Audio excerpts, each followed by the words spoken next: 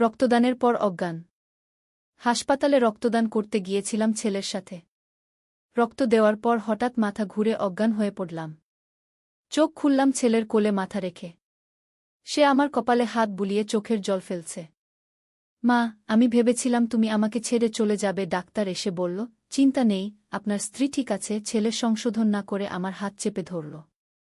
হাসপাতাল থেকে বের হয়ে সে আমাকে শক্ত করে জড়িয়ে ধরে বলল, মা, আজ তোমাকে হারানোর ভয়ে আমি বুঝেছি তুমি ছাড়া আমি বাঁচতে পারব না। আমি তোমাকে ভালোবাসি, শুধু মা হিসেবে নয়, জীবনসাথী হিসেবে। তার চোখের জল আমার গালে পড়ছিল। বলল, মা, বিয়ে করো আমাকে। আমি তোমার রক্তের মতোই তোমার শরীরে মিশে থাকতে চাই। আমার দুর্বল শরীরে তার এই আবেগের চাপ সইতে পারছি না। রক্তদানের পর এই অভাবনীয় প্রেমের স্বীকারোক্তি। হাসপাতালের করিডোরে দাঁড়িয়ে ছেলের এমন কথা শুনে আমি হতভম্ব। এই গল্পটি সম্পূর্ণ শুনলে আপনাদের পানি অটোমেটিক বের হয়ে যাবে, সো যত দ্রুত সম্ভব হাতের কাছে টিস্যু নিয়ে বসে পড়ো। বিছানার চাদর যেন নষ্ট না হয় সেটা সম্পূর্ণ খেয়াল রাখার অনুরোধ জানিয়ে গল্পটি এখন শুরু করব। তার আগের সর্বশেষ অনুরোধ, দয়া করে এমন পানি বের করার গল্প নিয়মিত শুনতে আমাদের চ্যানেলটি সকলেই সাবস্ক্রাইব করুন। ধন্যবাদ। হ্যালো বন্ধুরা, আমার নাম মধুমিতা সেন। আমার বয়স ৪৩ বছর। আমার স্বামীর নাম কৌশিক সেন, বয়স ৪৬ বছর। আমাদের ২ সন্তান, রিয়াদ আর তনবি। রিয়াদ ২০ বছর বয়সী, ইউনিভার্সিটিতে পড়ে। তনবি ১৩ বছর বয়সী, স্কুলে যায়। কিন্তু আমি যা বলতে যাচ্ছি তা আমার জীবনের সবচেয়ে অবিশ্বাস্য ঘটনা। সেদিন সকালে রিয়াদ বলল, মা, আমার ক্লাসমেট সুমনের বোনের জরুরি রক্তের প্রয়োজন। আমি একা গেলে ভয় লাগে, তুমি একসাথে চলো। আমি রাজি হয়ে গেলাম। হাসপাতালে পৌঁছে দেখি অনেক মানুষের ভিড়। রক্ত পরীক্ষা করে ডাক্তার বলল আমার রক্তের গ্রুপ ম্যাচ করেছে। রিয়াদ আমার পাশেই বসে থাকল। সুচ ফোটানোর সময় একটু ব্যথা পেলাম। রিয়াদ আমার হাত ধরে রাখল। মা, কেমন লাগছে? সে জিজ্ঞেস করল। ভালো। তুমি চিন্তা করো না আগে। কিন্তু হঠাৎ মাথা ঘুরতে শুরু করল। চোখের সামনে অন্ধকার নেমে এল। শেষ যা মনে আছে রিয়াদের চিৎকার, মা, মা। চোখ খুলতেই দেখি রিয়াদের কোলে মাথা রেখে শুয়ে আছি। তার চোখে পানি। আমার কপালে হাত বুলাচ্ছে। মা, তুমি ঠিক আছো তো? আমি উঠে বসার চেষ্টা করলাম। হ্যাঁ, এখন ভালো লাগছে। গিউ। ডাক্তার এসে আমার পালস দেখল। চিন্তা নেই, আপনার স্ত্রী একদম ঠিক আছে। রক্তদানের পর এরকম হওয়া স্বাভাবিক। রিয়াদ কিছু বলল না, শুধু আমার হাত চেপে ধরল। হাসপাতাল থেকে বের হওয়ার সময় রিয়াদ আমাকে জড়িয়ে ধরে বলল, মা, আজ তোমাকে হারানোর ভয়ে বুঝলাম তুমি ছাড়া আমি বাঁচতে পারব না। গিউ। আমি ভাবলাম ছেলে আবেগপ্রবণ হয়ে পড়েছে। বললাম, আরে পাগল, আমি তো ভালোই আছি গু। কিন্তু সে আরও জোরে জড়িয়ে ধরে বলল, না মা, আমি তোমাকে শুধু মা হিসেবে নয়, জীবনসাথী হিসেবে ভালোবাসি। আমি হতভম্ব হয়ে গেলাম। রিয়াদ, তুমি কি বলছ? মা, বিয়ে করো আমাকে। আমি তোমার রক্তের মতোই তোমার শরীরে মিশে থাকতে চাই। আমার মাথা ঘুরতে লাগল। এ কি শুনছি? আমার নিজের ছেলে? কিন্তু এই মুহূর্তেই একটি অদ্ভুত ব্যাপার ঘটল। রিয়াদের মুখ হঠাৎ পাল্টে গেল। তার চোখে একটা অন্যরকম চাহনি এল। সে আমার দিকে অদ্ভুতভাবে তাকিয়ে রইল। মা, আমি একটা গোপন কথা বলি? আমার গলা শুকিয়ে গেল। কি? আসলে আমি রিয়াদ নই। আমি পিছিয়ে গেলাম। মানে? আমি একটি রহস্যময় সত্তা রিয়াদের মধ্যে প্রবেশ করেছি। আমার নাম আকাশ। আমি ৩০০ বছর আগে মারা গিয়েছিলাম। কিন্তু আমার আত্মা এই পৃথিবীতেই রয়ে গেছে। আমি কাঁপতে শুরু করলাম। এ কি বলছ? আমি তোমার ভালোবাসায় পড়েছি মধুমিতা। ৩০০ বছর ধরে আমি একজন সাচ্চা ভালোবাসার খোঁজ করছিলাম। আজ তোমাকে দেখে বুঝলাম তুমিই সেই নারী। আমার মনে হলো স্বপ্ন দেখছি। তুমি তুমি ভূত। না, আমি একজন আধ্যাত্মিক সত্তা। আমি রিয়াদের কোনো ক্ষতি করিনি। শুধু তার শরীর ব্যবহার করে তোমার সাথে কথা বলছি। এই কথার পর হঠাৎ রিয়াদের চোখ পাল্টে গেল। সে আমার দিকে বিস্মিত হয়ে তাকিয়ে রইল। মা, আমি এখানে কি করছি? আমার কিছুই মনে নেই। আমি বুঝলাম আকাশ নামের সেই আধ্যাত্মিক সত্তা চলে গেছে। রিয়াদ আবার স্বাভাবিক হয়েছে। কিছু না বাবা, চলো বাসায় যাই। বাড়িতে এসে আমি ভাবতে থাকলাম, এইসব কি ঘটল? আকাশ নামের সেই আত্মা কি আবার ফিরে আসবে? সেই রাতে ঘুমানোর সময় আমার স্বপ্নে একজন সুদর্শন পুরুষ এল। তার বয়স প্রায় ৩৫ বছর হবে। সাদা পোশাক পরা, চোখে একটা রহস্যময় দৃষ্টি। মধুমিতা, আমি আকাশ। আমি তোমার স্বপ্নে এসেছি গু। স্বপ্নেই আমি বললাম, তুমি কে? কেন আমাকে বিরক্ত করছ? আমি ৩০০ বছর আগে রাজা মহিপালের রাজ্যে একজন সেনাপতি ছিলাম। একটি যুদ্ধে আমি মারা যাই। কিন্তু আমার ভালোবাসা অপূর্ণ থেকে যায়।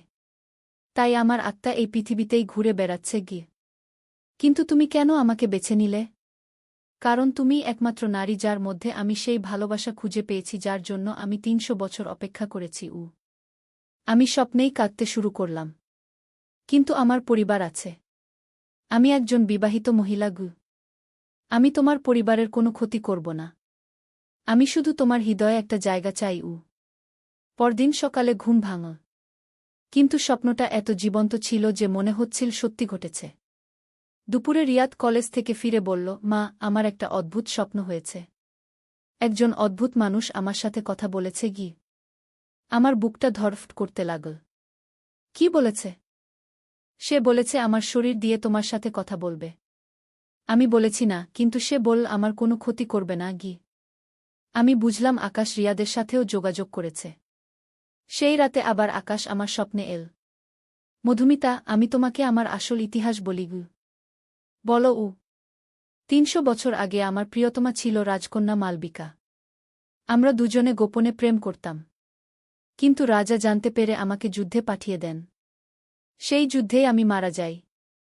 মালবিকাও দুঃখে মারা যায়। তার মানে? আমি বিশ্বাস করি তুমি মালবিকার পুনর্জন্ম। তাই আমি তোমার কাছে ফিরে এসেছি গু।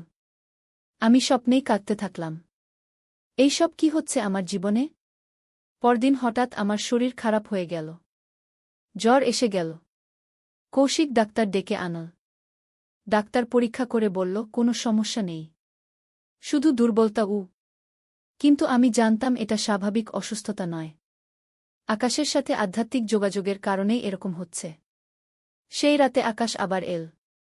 মধুমিতা, তুমি অসুস্থ হয়ে পড়েছ কারণ আমাদের আত্মিক বন্ধন তৈরি হচ্ছে গি। এর মানে কি? মানে হল তুমি যদি আমাকে গ্রহণ করো তাহলে তুমি ভালো হয়ে যাবে।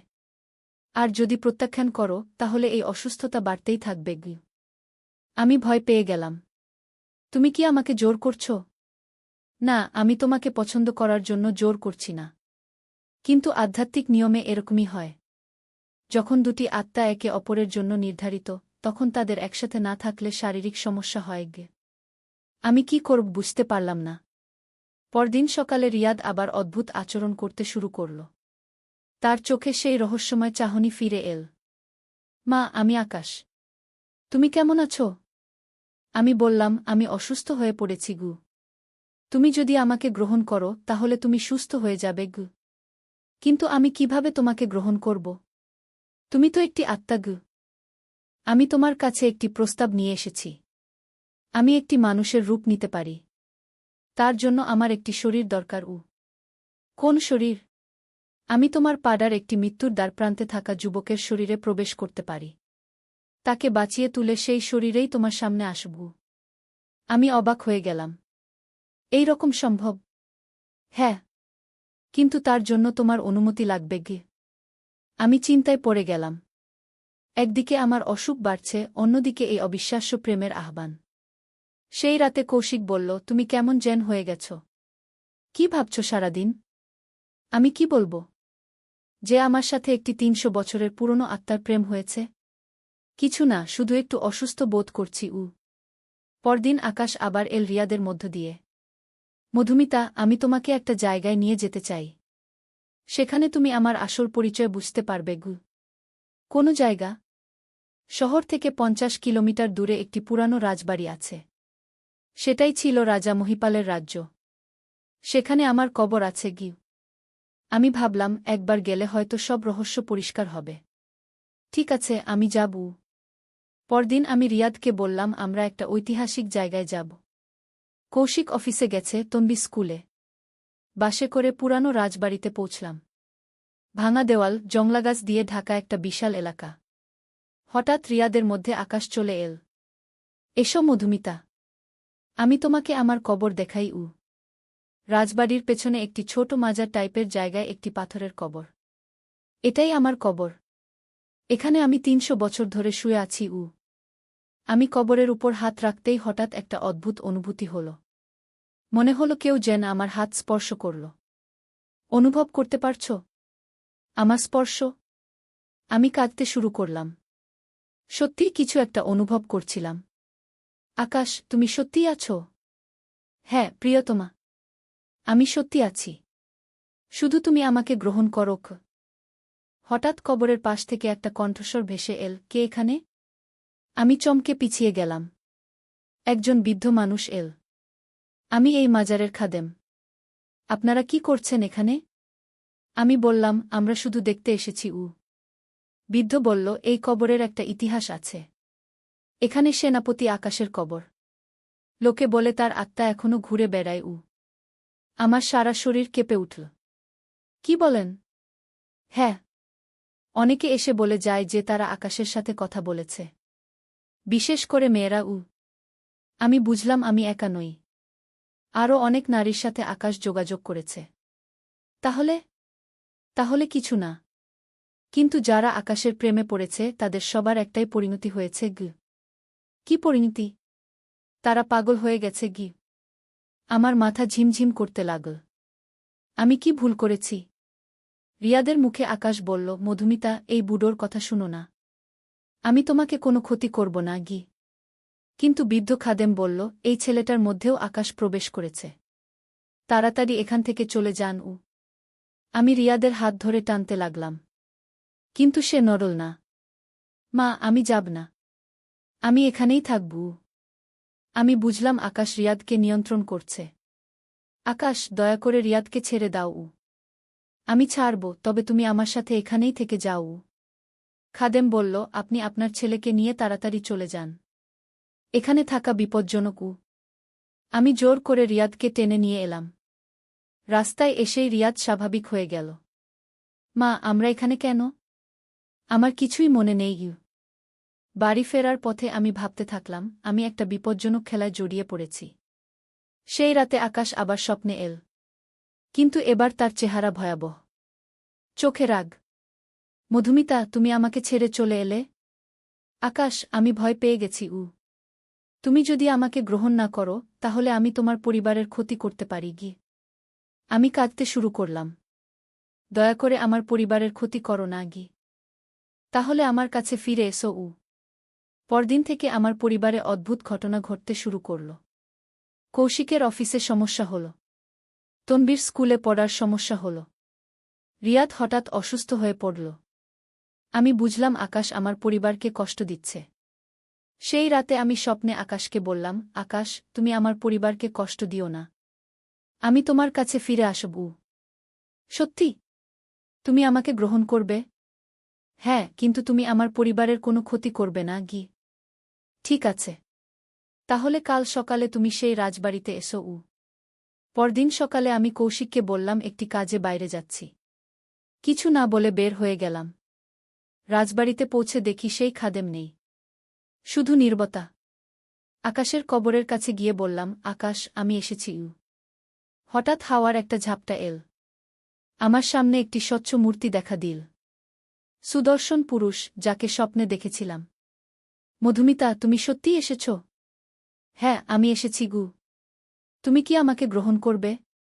আমি দীর্ঘশ্বাস ফেলে বললাম, আকাশ, আমি তোমাকে ভালোবাসি। কিন্তু আমার একটি পরিবার আছে। আমি তাদের ছেড়ে যেতে পারি না। তাহলে কি করব আমরা? হঠাৎ আমার মনে একটা আইডিয়া এল। আকাশ, তুমি কি অন্য কোনো উপায়ে আমার কাছে আসতে পারো? কি রকম? তুমি বলেছিলে কোনো মৃতপ্রায় ব্যক্তির শরীরে প্রবেশ করতে পারো। সেই ব্যক্তিটি যদি আমার পরিবারের কেউ না হয়? হ্যাঁ, সেটা সম্ভব। কিন্তু তার জন্য আমাকে এই কবর থেকে উঠতে হবে। তুমি কিভাবে উঠবে? তোমার রক্ত লাগবে। তুমি যদি এই কবরে তোমার কয়েক ফোঁটা রক্ত দাও, তাহলে আমি মুক্ত হব। আমি ভাবলাম, এটাই হয়তো একমাত্র উপায়। ঠিক আছে। আমি আমার হাতের আঙুল কেটে কবরের উপর কয়েক ফোঁটা রক্ত ফেললাম। হঠাৎ মাটি কাঁপতে শুরু করল। কবর থেকে একটা উজ্জ্বল আলো বের হল। মধুমিতা, আমি মুক্ত। এখন আমি একটি নতুন শরীর খুঁজব। আকাশের আত্মা কবর থেকে বের হয়ে আকাশে উড়ে গেল। আমি বাড়ি ফিরে এলাম। মনে মনে ভাবলাম, এখন কি হবে? 3 দিন পর সংবাদপত্রে একটা খবর দেখলাম। হাসপাতালে কোমায় থাকা রোগী হঠাৎ সুস্থ হয়ে উঠল। খবরটি পড়ে আমি বুঝলাম আকাশ কোনো একজনের শরীরে প্রবেশ করেছে। পরদিন দুপুরে দরজায় কলিং বেল বাজল। দরজা খুলে দেখি একজন অপরিচিত পুরুষ। বয়স প্রায় 35। সুদর্শন। চোখে সেই রহস্যময় চাহনি। মধুমিতা, তুমি? আমি আকাশ। আমি অর্জুন নামের একজন কোমায় থাকা রোগীর শরীরে প্রবেশ করেছি। সে এখন সুস্থ, কিন্তু আমি তার মধ্যে আছি। আমার হৃদস্পন্দন বেড়ে গেল। তুমি সত্যি এসেছ? হ্যাঁ। এখন আমি একটি মানুষের রূপে তোমার সাথে থাকতে পারব। কিন্তু এই সময় রিয়াদ বাইরে থেকে এল। মা, ইনি কে? আমি বিব্রত হয়ে গেলাম। এ আমার এক বন্ধুর ছেলে। আকাশ বলল, আমি অর্জুন, তোমার মায়ের পুরানো বন্ধু। রিয়াদ সন্দেহের চোখে তাকাল। সেই রাত থেকে আকাশ আমার আশেপাশেই থাকতে শুরু করল। সে পাশের পাড়ায় একটা বাসা নিল।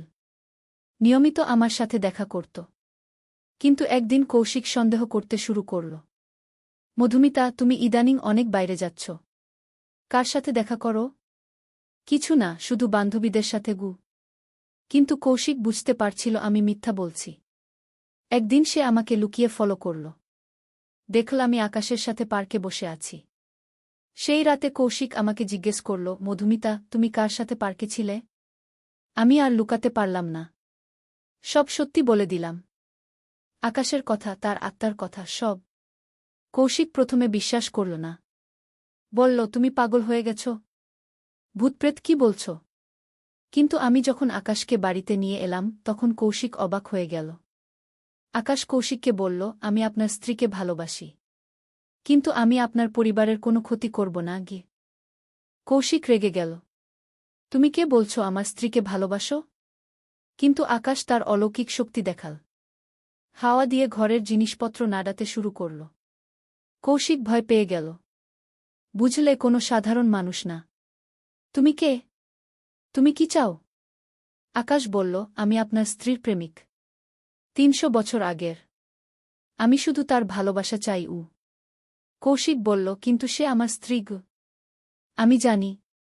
তাই আমি আপনার সাথে একটি সমঝোতার প্রস্তাব দিতে চাই। কি রকম? আপনি মধুমিতাকে সপ্তাহে 3 দিন আমার সাথে থাকার অনুমতি দিন। বাকি 4 দিন সে আপনার সাথে থাকবে। আমি অবাক হয়ে গেলাম। এ কি প্রস্তাব? কৌশিক বলল, এ কি পাগলামি বলছ? কিন্তু আকাশ তার শক্তি দেখিয়ে কৌশিককে বাধ্য করল। এইভাবে আমার জীবনে এক অদ্ভুত ব্যবস্থা চালু হল। সপ্তাহে 3 দিন আকাশের সাথে, 4 দিন কৌশিকের সাথে। কিন্তু এই অদ্ভুত জীবনযাত্রা বেশি দিন টিকল না। পাড়া প্রতিবেশীরা গুজব করতে শুরু করল। রিয়াদ আর তম্বি প্রশ্ন করতে শুরু করল, মা, তুমি কেন এত বাইরে থাকো? একদিন আমি আকাশকে বললাম, আকাশ, এইভাবে আর চলতে পারে না। আমার পরিবার ভেঙে যাচ্ছে। তাহলে কি করব? তুমি আমাকে নিয়ে অন্য কোথাও চলে যাও। কিন্তু তুমি তোমার সন্তানদের ছেড়ে যেতে পারবে? আমি কাঁদতে শুরু করলাম। আমি জানি না কি করব। হঠাৎ আকাশ বলল, মধুমিতা, আমি তোমাকে আমার জগতে নিয়ে যেতে পারি। তোমার জগৎ? হ্যাঁ, আত্মার জগত। সেখানে আমরা চিরকাল একসাথে থাকতে পারব। কিন্তু তার জন্য আমাকে মরতে হবে? না, তুমি মরবে না। আমি তোমাকে আমার মতো অমর করে দেব। আমি ভাবলাম, এটাই হয়তো সমাধান। কিন্তু সেই রাতে আমার স্বপ্নে মালবিকা এল। সেই রাজকন্যা, যার পুনর্জন্ম আমি। মধুমিতা, তুমি ভুল করছ। কেন? আকাশ তোমাকে সত্য বলেনি। সে আসলে একটি অশুভ আত্মা। 300 বছর আগে সে আমাকেও এই ফাঁদে ফেলেছিল। আমি অবাক হয়ে গেলাম। কি বলছো তুমি? আকাশ আসলে একজন তান্ত্রিক ছিল। সে রাজা মহিপালের যুগে কালো জাদু করত। আমাকে ভুলিয়ে আমার প্রেমে ফেলেছিল। তারপর আমার প্রাণশক্তি নিয়ে নিজেকে অমর করেছিল। তার মানে? সে যুদ্ধে মরেনি। সে নিজেই নিজেকে আত্মার রূপ দিয়েছে যাতে চিরকাল বেঁচে থাকতে পারে। এখন সে তোমার প্রাণশক্তি নিতে চায়। আমার সারা শরীর কেঁপে উঠল। তাহলে আমি কি করব? তুমি তার কাছ থেকে দূরে থাকো। আমি তোমাকে রক্ষা করার উপায় বলে দিচ্ছি। পরদিন সকালে ঘুম ভেঙে আমি মালবিকার কথা ভাবতে লাগলাম। সে যা বলেছে তা কি সত্যি? দুপুরে আকাশ এল, কিন্তু আমি তার দিকে অন্যভাবে তাকাতে লাগলাম। আকাশ, তুমি কি আমার কাছে সব সত্যি বলেছ? হ্যাঁ, সব সত্যি গু। তুমি সত্যিই একজন সেনাপতি ছিলে? আকাশের চোখে একটা ইতস্তত ভাব দেখলাম। হ্যাঁ, তা ছিলাম গু। আমি বুঝলাম সে মিথ্যা বলছে। সেই রাতে আমি গোপনে একটি তান্ত্রিকের কাছে গেলাম। তাকে সব বললাম। তান্ত্রিক বলল, আপনি খুবই বিপদে আছেন। এই আত্মা একটি অশুভ শক্তি। এটি আপনার প্রাণশক্তি শুষে নিয়ে আরও শক্তিশালী হতে চায় গু। আমি কি করব? আপনাকে একটি সুরক্ষা কবচ দিচ্ছি। এটা গলায় পরে রাখবেন। এবং একটি মন্ত্র শিখিয়ে দিচ্ছি। বিপদের সময় পড়বেন। আমি কবচ নিয়ে বাড়ি ফিরলাম। পরদিন আকাশ এসে বলল, মধুমিতা, আজ আমরা আমার জগতে চলে যাব। আমি যেতে চাই না ঘে। আকাশের চোখ লাল হয়ে গেল। কেন? তুমি আমাকে প্রতারণা করছ? আমি জানতে পেরেছি তুমি কে গু। আকাশ হেসে উঠল। তাহলে তো ভালোই। এখন আর ছলনা করতে হবে না গি। হঠাৎ তার চেহারা পরিবর্তন হয়ে গেল। ভয়াবহ দেখতে হয়ে গেল। মধুমিতা, তুমি আমার হাত থেকে পালাতে পারবে না গি। আমি তান্ত্রিকের দেওয়া মন্ত্র পড়তে শুরু করলাম। হঠাৎ আকাশ চিৎকার করে পিছিয়ে গেল। এ কি করছ? আমি মন্ত্র পড়তে থাকলাম। আকাশ ধীরে ধীরে দুর্বল হয়ে পড়তে লাগল। কিন্তু এই সময় সে অর্জুনের শরীর ছেড়ে চলে গেল। অর্জুন মাটিতে পড়ে গেল। আমি অর্জুনকে তুলে হাসপাতালে নিয়ে গেলাম। ডাক্তার বলল, এই ব্যক্তি অজ্ঞান হয়ে আছে। কিন্তু বিপজ্জনক কিছু নয় গু। কয়েকদিন পর অর্জুন জ্ঞান ফিরে পেল। সে বলল, আমার কিছুই মনে নেই। আমি হাসপাতালে কোমায় ছিলাম। তারপর এখানে গি। আমি বুঝলাম আকাশ অর্জুনকে ছেড়ে চলে গেছে। কিন্তু আমার ভুল ভাঙল কয়েকদিন পরই। আকাশ আবার ফিরে এল। এবার সে আরও শক্তিশালী অবস্থায়। রাতের স্বপ্নে এসে বলল, মধুমিতা, তুমি আমাকে ঠকাতে পারবে না গি। আমি তান্ত্রিকের কাছে আবার গেলাম। তান্ত্রিক বলল, এই আত্মাকে চূড়ান্তভাবে শেষ করতে হবে। তার জন্য আপনাকে তার আসল কবরে যেতে হবে। সেখানে একটি বিশেষ পূজা করতে হবে। কি রকম পূজা? আপনাকে আগুনে পুড়িয়ে তার সমস্ত অশুভ শক্তি নষ্ট করতে হবে। কিন্তু এই কাজ খুবই বিপজ্জনক। আমি সিদ্ধান্ত নিলাম। এই অশুভ আত্মার হাত থেকে মুক্তি পেতেই হবে। পরদিন গোপনে সেই পুরানো রাজবাড়িতে গেলাম। তান্ত্রিক আমার সাথে ছিল। আকাশের কবরের চারপাশে বিশেষ মন্ত্রপুত তেল ছড়িয়ে আগুন ধরিয়ে দিলাম। হঠাৎ ভয়াবহ চিৎকার শোনা গেল। আকাশ উপস্থিত হল। মধুমিতা, তুমি আমাকে ধ্বংস করছ? হ্যাঁ, তুমি একটি অশুভ শক্তি। তোমাকে শেষ করতেই হবে গি। আকাশ আমাকে আক্রমণ করতে এল। কিন্তু আগুনের কারণে সে কাছে আসতে পারল না। ধীরে ধীরে তার চিৎকার কমে গেল। অবশেষে সম্পূর্ণ নীরবতা। আমি বুঝলাম আকাশ সম্পূর্ণভাবে ধ্বংস হয়ে গেছে।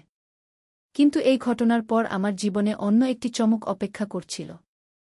বাড়ি ফিরে দেখি অর্জুন আমার বাড়িতে বসে আছে। অর্জুন, তুমি এখানে? মধুমিতা, আমি তোমাকে ধন্যবাদ দিতে এসেছি। কেন? আকাশ আমার শরীর দখল করার সময় আমি সবকিছু দেখেছি। তুমি আমাকে মুক্ত করেছ গু। আমি অবাক হয়ে গেলাম। তুমি সব জানো? হ্যাঁ। এবং আমি তোমার প্রেমেও পড়েছি গু। আমার মাথা ঘুরে গেল। কি? মধুমিতা, আকাশ ছিল অশুভ। কিন্তু আমি একজন সাধারণ মানুষ। আমি তোমাকে সত্যিকারের ভালোবাসা দিতে পারি। আমি কৌশিকের কথা ভাবলাম। আমার সন্তানদের কথা ভাবলাম। অর্জুন, আমি একটি বিবাহিত মহিলা গি। আমি জানি। কিন্তু প্রেমের কোনো বাধা থাকে না গি। এবার আমি একটি সাধারণ মানুষের প্রেমের প্রস্তাব পেলাম। কোনো অলৌকিক ঘটনা নয়, সাধারণ ভালোবাসা। আমি অনেক ভেবেচিন্তে সিদ্ধান্ত নিলাম। কৌশিককে সব খুলে বললাম। কৌশিক, আমি অর্জুনকে ভালোবাসি। কিন্তু আমি আমার পরিবার ছেড়ে যেতে চাই না গে। কৌশিক অনেক কান্নাকাটি করল। কিন্তু শেষ পর্যন্ত বলল, তুমি যা চাও তাই করো। আমি অর্জুনের সাথে থাকার সিদ্ধান্ত নিলাম। কিন্তু আমার সন্তানদের কাছেও থাকব। এইভাবে আমার জীবনে একটি নতুন অধ্যায় শুরু হল। আকাশের অশুভ প্রেম থেকে মুক্তি পেয়ে এখন অর্জুনের সাথে একটি স্বাভাবিক জীবন। কিন্তু জীবনে সব সময় চমক থেকেই যায়। 6 মাস পর আমি জানতে পারলাম যে আমি গর্ভবতী। অর্জুনের সন্তান। এই খবরে সবাই হতবাক। কৌশিক, রিয়াদ, তম্বি সবাই। কিন্তু আমি সিদ্ধান্ত নিলাম এই সন্তানকে জন্ম দেব। 9 মাস পর জন্ম হল একটি ছেলের। নাম রাখলাম আকাশ। হ্যাঁ, সেই অশুভ আত্মার নামেই। কিন্তু এই আকাশ সম্পূর্ণ ভিন্ন। এ আমার প্রেমের ফসল। অর্জুন বলল, মধুমিতা, এই শিশুর মধ্যে দিয়ে আমাদের ভালোবাসা চিরকাল বেঁচে থাকবে গি। আমি হাসলাম। জীবনটা কি অদ্ভুত! একটি অশুভ প্রেম থেকে শুরু হয়ে শেষ হল একটি পবিত্র ভালোবাসায়। এখন আমার 3টি সন্তান। রিয়াদ, তম্বি আর আকাশ। 2টি স্বামী, কৌশিক আর অর্জুন। সবাই একসাথে একটি বড় পরিবারের মতো থাকি। কৌশিক শেষ পর্যন্ত অর্জুনকে মেনে নিয়েছে। রিয়াদ আর তন্বী তাদের নতুন ছোট ভাইকে খুব ভালোবাসে। জীবনে যা কিছু রহস্য ছিল সব পরিষ্কার হয়ে গেছে। এখন শুধু ভালোবাসা আর শান্তি। অর্জুন প্রায় বলে, মধুমিতা, আকাশ তোমাকে আমার কাছে পৌঁছে দিয়েছে। এদিক থেকে দেখলে তার প্রতি কৃতজ্ঞ থাকা উচিতকে। আমি হেসে বলি, হ্যাঁ, ভাগ্য অনেক অদ্ভুতভাবে কাজ করে কি। কিন্তু আমার এই শান্তিময় জীবনে আবার একটি ঝড় উঠল। আকাশ যখন 2 বছর বয়সী তখন একদিন সে কথা বলতে শুরু করল। কিন্তু তার প্রথম কথা ছিল, মা, আমি তোমাকে 300 বছর ধরে খুঁজছিলাম গো। আমার রক্ত শীতল হয়ে গেল। এ কি বলছে? অর্জুন বলল, শিশুরা কখনো কখনো অদ্ভুত কথা বলে। চিন্তার কিছু নেই গি। কিন্তু দিন দিন আকাশের আচরণ আরও রহস্যময় হয়ে উঠল। সে এমন সব কথা বলত যা একটি 2 বছরের শিশুর পক্ষে জানা অসম্ভব। একদিন সে বলল, মা, আমার আগের জন্মে আমি রাজা মহিপালের রাজ্যে ছিলাম গো। আমি আতঙ্কিত হয়ে গেলাম। সেই অশুভ আকাশের আত্মা কি আমার সন্তানের মধ্যে প্রবেশ করেছে? সেই রাতে আমি তান্ত্রিকের কাছে গেলাম। তান্ত্রিক বলল, আপনি যখন সেই অশুভ আত্মাকে ধ্বংস করেছিলেন তখন তার কিছু অংশ হয়তো বেঁচে গিয়েছিল। সেটা আপনার গর্ভের শিশুর মধ্যে প্রবেশ করেছে গি। তার মানে আমার সন্তান? আপনার সন্তান বিপজ্জনক। তার মধ্যে সেই অশুভ আত্মার শক্তি আছে গি। আমি কাঁদতে শুরু করলাম। আমি কি করব? এই শিশুকে সম্পূর্ণ নিয়ন্ত্রণে রাখতে হবে। যদি সে বড় হয়ে তার পূর্ণ শক্তি পায় তাহলে আপনার পরিবারের জন্য বিপদ। বাড়ি ফিরে আমি অর্জুনকে সব বললাম। অর্জুন বলল, মধুমিতা, এ তো আমাদের নিজের সন্তান। আমি এই শিশুর কোনো ক্ষতি হতে দেব না গিয়ে। কিন্তু যদি সে সত্যিই বিপজ্জনক হয় তাহলে আমরা তাকে সঠিক পথে পরিচালিত করব। দিন দিন আকাশ বড় হতে লাগল। তার অদ্ভুত ক্ষমতাগুলো প্রকাশ পেতে শুরু করল। সে মানুষের মনের কথা পড়তে পারত, ভবিষ্যৎ বলতে পারত। 5 বছর বয়সে সে একদিন বলল, মা, আমি জানি তুমি আমাকে নিয়ে ভয় পাচ্ছ গো। আমি চমকে গেলাম। না বাবা, আমি কেন ভয় পাব? কারণ আমি আলাদা। আমি জানি আমার মধ্যে সেই পুরানো আকাশের আত্মা আছে গো। আমার হাত কেঁপে উঠল। তুমি কি বলছ? কিন্তু মা, আমি সেই আকাশ নই। আমি তোমার আর বাবার সন্তান। আমি তোমাদের কোনো ক্ষতি করব না গি। আমি তাকে জড়িয়ে ধরলাম। আমার প্রিয় সন্তান মা, আমি একটা কথা বলি? আমি চাই আমার এই বিশেষ ক্ষমতা দিয়ে মানুষের উপকার করতে গু। আমি অবাক হয়ে গেলাম। কিভাবে? আমি অসুস্থ মানুষদের সুস্থ করতে পারি। দুঃখী মানুষদের সান্ত্বনা দিতে পারি গি। এই কথা শুনে আমার মনে আশার আলো জাগল। হয়তো আমার সন্তান সেই অশুভ শক্তিকে ভালো কাজে ব্যবহার করতে পারবে। আকাশ বড় হতে হতে সত্যিই মানুষের উপকার করতে শুরু করল। পাড়ার অসুস্থ মানুষেরা তার কাছে এসে সুস্থ হয়ে যেত। আমাদের বাড়িতে প্রতিদিন অসংখ্য মানুষের ভিড় হতে থাকল। কৌশিক বলল, মধুমিতা, এই ছেলে তো একটা অলৌকিক ক্ষমতার অধিকারী গু। রিয়াদ আর তন্বীও তাদের ছোট ভাইয়ের ক্ষমতায় মুগ্ধ হল। কিন্তু আমি সবসময় ভয়ে থাকতাম। কখন যে আকাশের মধ্যকার অশুভ শক্তি জেগে ওঠে। একদিন আকাশ 10 বছর বয়সে আমাকে বলল, মা, আমি একটি স্বপ্ন দেখেছি। কি স্বপ্ন? আমি দেখেছি আমার ভবিষ্যৎ। আমি একদিন একজন মহান সাধক হব। মানুষের সেবা করব। আমি খুশি হলাম। সত্যি? হ্যাঁ। কিন্তু তার জন্য আমাকে কঠোর সাধনা করতে হবে। আমাকে হিমালয়ে গিয়ে তপস্যা করতে হবে গু। আমার বুকটা ধড়ফড় করতে লাগল। তুমি আমাদের ছেড়ে যাবে? না মা, আমি তোমাদের ছেড়ে যাব না। কিন্তু কয়েক বছরের জন্য আমাকে সাধনা করতে হবে গু। আমি কাঁদতে শুরু করলাম। আমার প্রিয় সন্তান আমাকে ছেড়ে যাবে? অর্জুন বলল, আকাশ, তুমি এখনো ছোট। বড় হয়ে এসব ভাববে উ। কিন্তু আকাশ দৃঢ়ভাবে বলল, না বাবা, আমি আমার লক্ষ্য সম্পর্কে নিশ্চিত গু। 15 বছর বয়সে আকাশ সত্যিই বাড়ি ছেড়ে চলে গেল। সে বলল, মা, আমি 5 বছর পর ফিরব। তখন আমি পূর্ণ সাধক হয়ে ফিরব। আমি তাকে যেতে দিতে চাইনি। কিন্তু সে অটল ছিল। আকাশ চলে যাওয়ার পর আমাদের বাড়ি নীরব হয়ে গেল। প্রতিদিন যে মানুষের ভিড় হতো তা আর হল না। 5 বছর কেটে গেল। আমি প্রতিদিন আকাশের ফেরার অপেক্ষায় থাকতাম। একদিন হঠাৎ দরজায় কলিং বেল বাজল। দরজা খুলে দেখি একজন সাধুর পোশাকে কেউ দাঁড়িয়ে আছে। মা, আমি ফিরে এসেছি গু। আমি চিনতে পারলাম। আমার আকাশ। কিন্তু সে অনেক পাল্টে গেছে। তার চোখে একটা দিব্য আলো।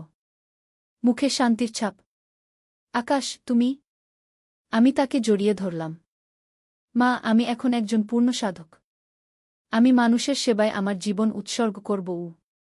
সেই থেকে আকাশ আমাদের সাথেই থাকে। কিন্তু সে এখন একজন সাধক। প্রতিদিন হাজারো মানুষ তার কাছে আসে। সে তাদের সেবা করে। আমার সেই ভয় আর নেই যে আকাশের মধ্যকার অশুভ শক্তি জেগে উঠবে। সে সেই অশুভতাকে ভালোতে পরিণত করেছে। এখন আমার বয়স 50 বছর। আমার 3 সন্তান সবাই প্রতিষ্ঠিত। রিয়াদ একজন ইঞ্জিনিয়ার। তন্বী একজন ডাক্তার। আর আকাশ একজন মহান সাধক। কৌশিক আর অর্জুন দুজনেই আমার পাশে আছে। আমরা একটি বিশাল সংযুক্ত পরিবার। কখনো কখনো ভাবি, জীবনটা কতই না অদ্ভুত। একটি হাসপাতালে রক্তদানের ঘটনা থেকে শুরু হয়ে আজ এই পর্যায়ে এসে পৌঁছেছি। অর্জুন প্রায় বলে, মধুমিতা, তোমার জীবনের গল্প একটি বই হয়ে যেতে পারে কু। আমি হেসে বলি, কে বিশ্বাস করবে এত অবিশ্বাস্য গল্প? কিন্তু এই গল্প সম্পূর্ণ সত্য। আমার জীবনে যা ঘটেছে তার সবটুকুই সত্য। আজ রাতে আকাশ আমাকে বলল, মা, আমি একটা কথা বলি? বলো উ। আমার মধ্যে যে পুরানো আকাশের আত্মা ছিল সেটা এখন পুরোপুরি শুদ্ধ হয়ে গেছে। এখন আমার মধ্যে কোনো অশুভতা নেই গু। আমার চোখে পানি এসে গেল। সত্যি? হ্যাঁ মা।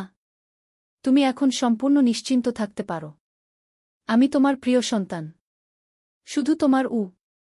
এইভাবে আমার জীবনের সব রহস্য, সব দ্বন্দ্ব, সব সমস্যার সমাধান হয়ে গেল। যে যাত্রা শুরু হয়েছিল একটি রক্তদানের ঘটনা দিয়ে, সেটা শেষ হল পূর্ণ শান্তি আর ভালোবাসা দিয়ে। আমার পরিবারে এখন 7 জন সদস্য। কৌশিক, আমি, অর্জুন, রিয়াদ, তন্বী, আকাশ, আর সবশেষে আমার নাতনি, তন্বীর মেয়ে রিয়া। হ্যাঁ, তন্বী বিয়ে করেছে। তার একটি প্রিয় মেয়ে আছে। এখন আমাদের বাড়িতে প্রতিদিন হাসি খুশির আওয়াজ। শিশু রিয়ার কিলবিল।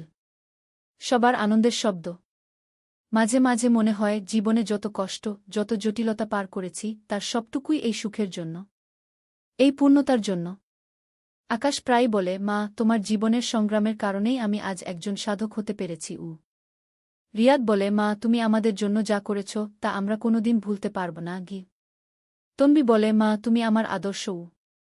অর্জুন বলে, মধুমিতা, তুমি আমার জীবনের সবচেয়ে বড় প্রাপ্তি গু। কৌশিক বলে, মধুমিতা, যত দিন বেঁচে থাকব তোমার কৃতজ্ঞতায় থাকব উ। এইসব ভালোবাসার মানুষদের নিয়েই আমার জীবন। যে জীবনে ছিল রহস্য, অভ্যুদয়, প্রেম, সংগ্রাম আর অবশেষে শান্তি। আজ রাতে ঘুমানোর আগে আমি ভাবছি, আমার এই গল্প যারা শুনবে তারা হয়তো বিশ্বাস করবে না। কিন্তু যাদের জীবনে এরকম অদ্ভুত ঘটনা ঘটেছে তারা জানে যে অসম্ভব বলে আসলে কিছু নেই। প্রেম, ভালোবাসা, আত্মত্যাগ, সংগ্রাম, এইসব দিয়েই মানুষের জীবন গড়ে ওঠে। আর কখনো কখনো সেই জীবনে এসে মিশে যায় অলৌকিকতা, রহস্য, এমনকি অশুভ শক্তিও। কিন্তু শেষ পর্যন্ত ভালোর জয় হয়। প্রেমের জয় হয়। আমার জীবনের গল্প তেমনি। একটি অশুভ শুরু, কিন্তু শুভ সমাপ্তি। এই গল্পের শুরুতে যে আকাশ ছিল অশুভ আত্মা, সেই আকাশই আজ আমার প্রিয় সন্তান। মানুষের সেবায় নিয়োজিত একজন মহান সাধক। জীবনের চক্র অনেক অদ্ভুত। যা শুরু হয় অন্ধকার দিয়ে তা শেষ হতে পারে আলো দিয়ে। আমার সেই হাসপাতালের করিডোরে দাঁড়িয়ে যে অভাবনীয় প্রেমের স্বীকারোক্তি শুনেছিলাম তা আজ পরিণত হয়েছে পরিপূর্ণ পারিবারিক সুখে। রক্তদানের সেই দিনটি আমার জীবনের টার্নিং পয়েন্ট ছিল। সেদিন থেকেই শুরু হয়েছিল আমার জীবনের সবচেয়ে বড় অ্যাডভেঞ্চার। এখন সেই অ্যাডভেঞ্চার শেষ। এখন শুধু শান্তি, ভালোবাসা আর পরিপূর্ণতা। বন্ধুরা, এই ছিল আমার জীবনের অবিশ্বাস্য কিন্তু সত্য গল্প। একটি গল্প যা শুরু হয়েছিল রক্তদানের পর অজ্ঞান হওয়া দিয়ে আর শেষ হল একটি বিশাল সুখী পরিবার দিয়ে। জীবনে যা কিছু ঘটে সবটুকুই একটা কারণে। আমার জীবনের প্রতিটি ঘটনা, প্রতিটি মানুষের সাথে সাক্ষাৎ, প্রতিটি সিদ্ধান্ত, সবকিছুই আমাকে এই চূড়ান্ত সুখের দিকে নিয়ে এসেছে। আজ আমি একজন পরিপূর্ণ নারী, একজন সফল মা, 2 জন ভালোবাসার মানুষের সাথী, আর একজন বীর যোদ্ধা যে অশুভ শক্তির বিরুদ্ধে লড়াই করে জিতেছে। এই গল্প এখানেই শেষ। কিন্তু আমার জীবন এখানেই শেষ নয়। আরও অনেক দিন বেঁচে থাকব আমার প্রিয় মানুষদের নিয়ে, তাদের ভালোবাসা নিয়ে, আর হয়তো ভবিষ্যতে আরও কোনো রোমাঞ্চকর ঘটনা ঘটবে আমার জীবনে। কে জানে? তবে যাই ঘটুক, আমি জানি আমি তা মোকাবেলা করতে পারব। কারণ আমি একা নই। আমার সাথে আছে আমার পরিবার, আমার ভালোবাসার মানুষেরা, আর সবচেয়ে বড় কথা, আমার সাথে আছে আমার বিশ্বাস। ভালোতে বিশ্বাস, প্রেমে বিশ্বাস, জীবনে বিশ্বাস। এই বিশ্বাসই আমাকে শক্তি দেয়। এই বিশ্বাসই আমার জীবনের প্রকৃত সম্পদ।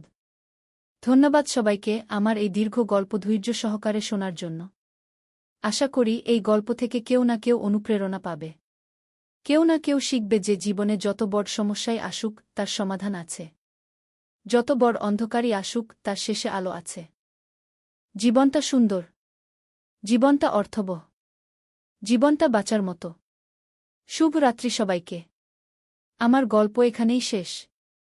একদিন আলী সাহেব সোহেলের অফিসে এলেন। সোহেল তাকে দেখে অবাক হয়ে গেল।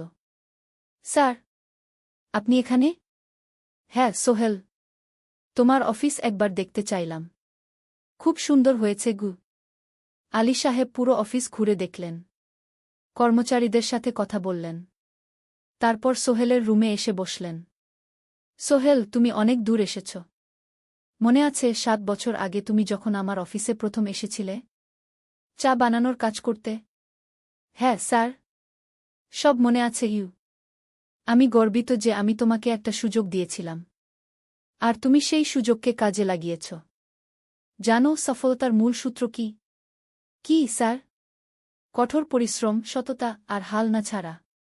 তোমার মধ্যে এই 3টা গুণই আছে গু।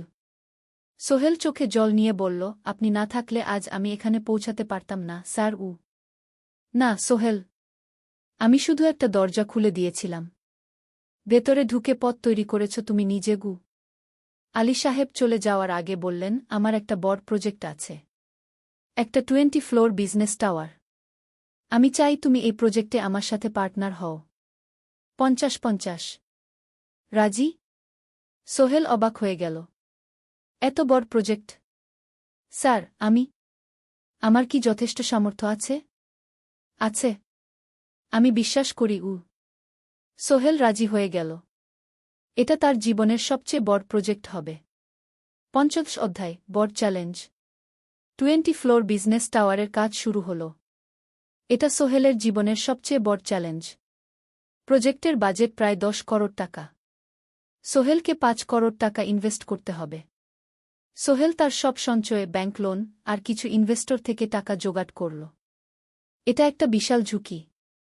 যদি প্রজেক্ট ব্যর্থ হয়, সব শেষ। মিনা চিন্তিত ছিল। সোহেল, এত বড় ঝুঁকি নেওয়া ঠিক হবে?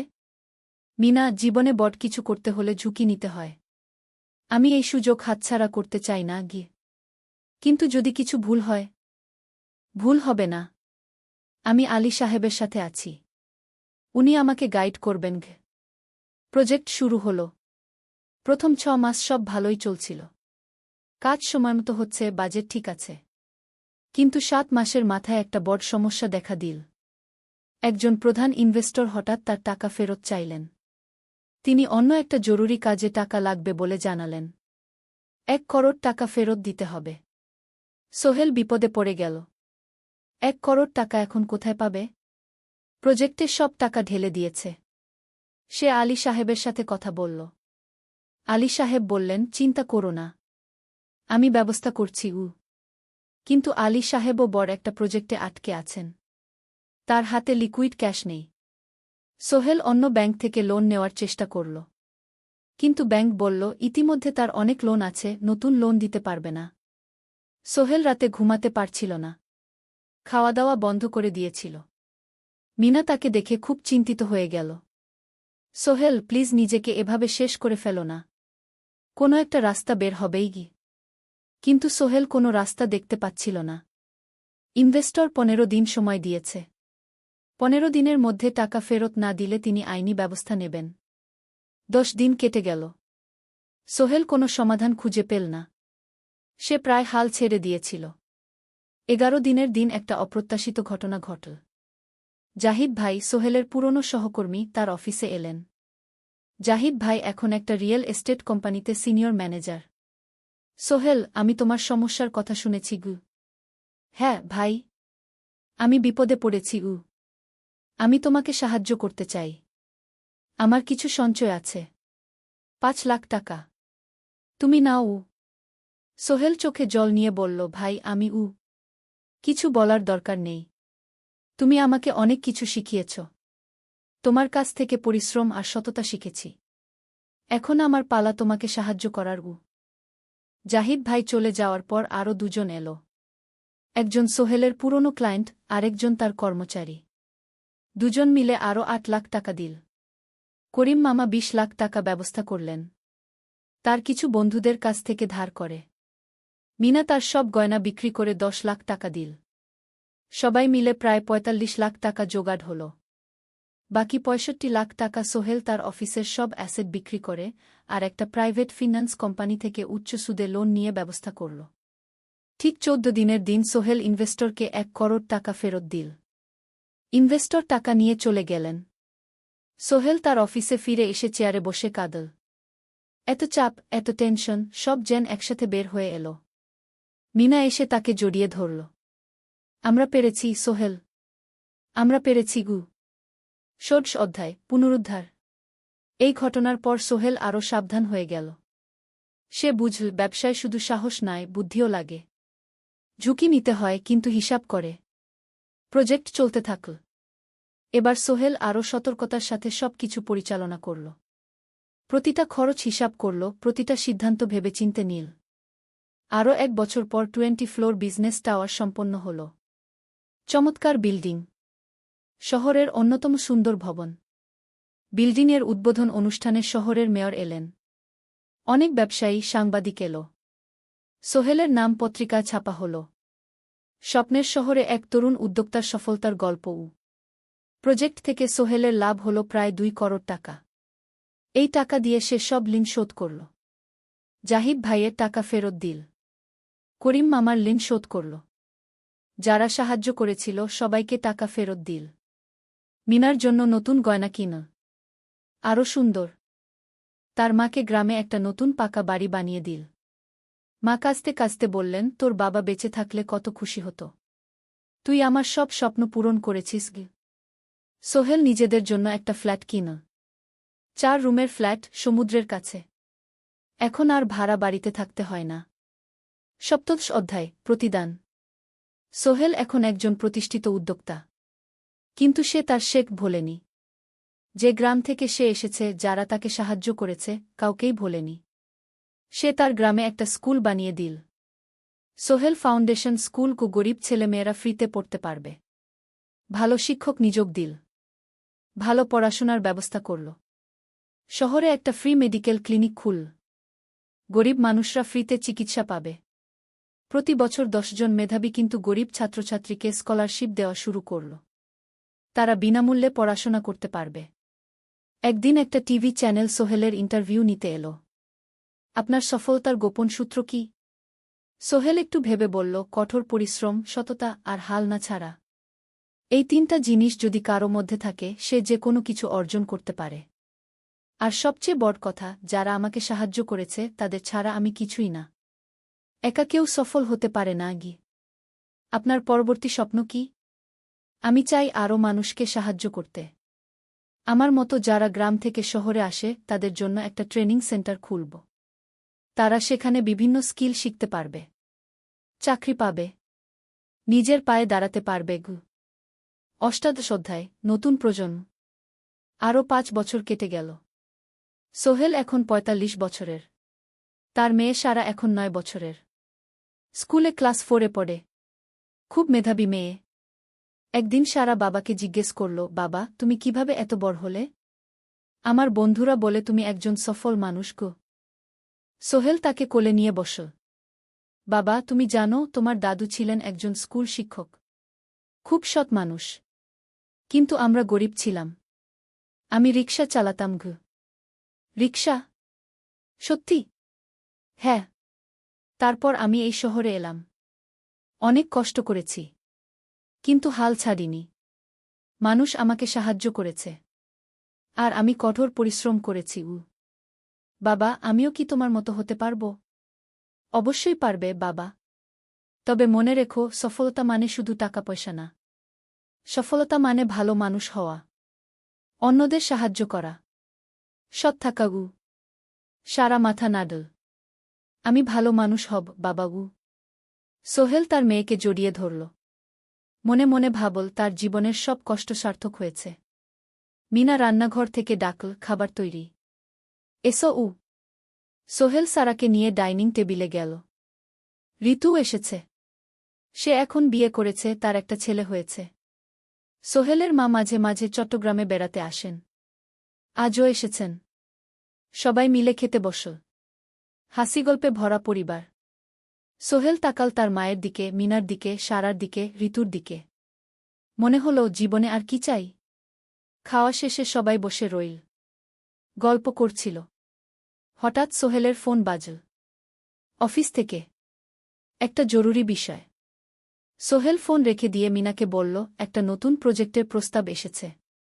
একটা এতিমখানা বানানোর কাজ। সরকারি প্রজেক্ট।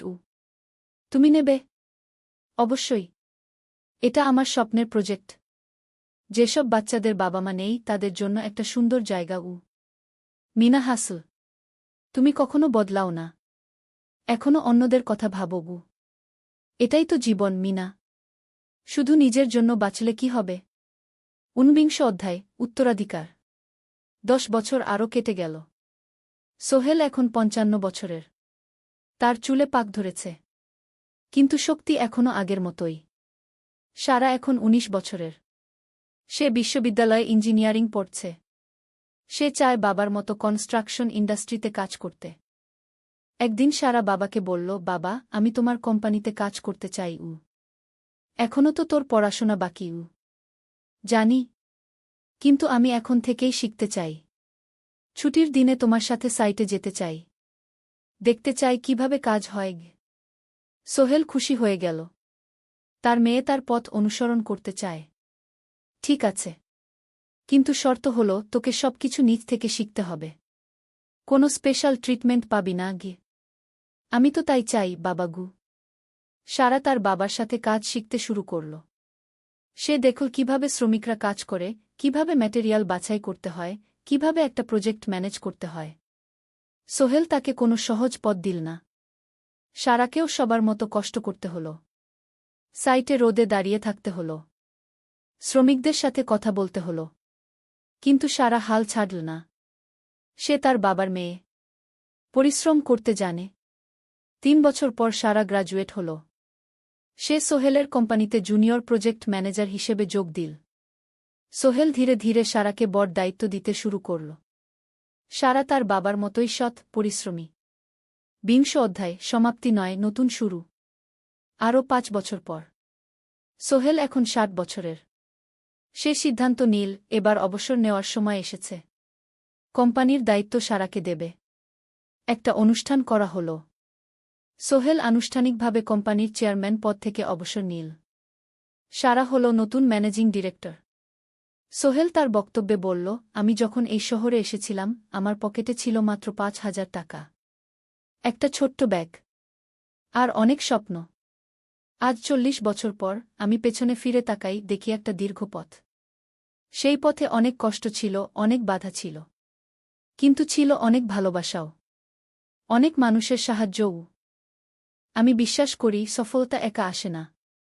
এটা আসে অনেক মানুষের সমর্থন, ভালোবাসা আর বিশ্বাস নিয়ে। আমি যা কিছু অর্জন করেছি তা আমার একার না। এটা আমার পরিবারের, আমার কর্মচারীদের, আমার বন্ধুদের, সবার। আজ আমি আমার মেয়ে সারার হাতে এই দায়িত্ব তুলে দিচ্ছি। আমি জানি সে আমার চেয়ে ভালো করবে, কারণ সে শিখেছে আমার ভুল থেকে, আমার অভিজ্ঞতা থেকে। অনুষ্ঠান শেষ হল, সবাই চলে গেল।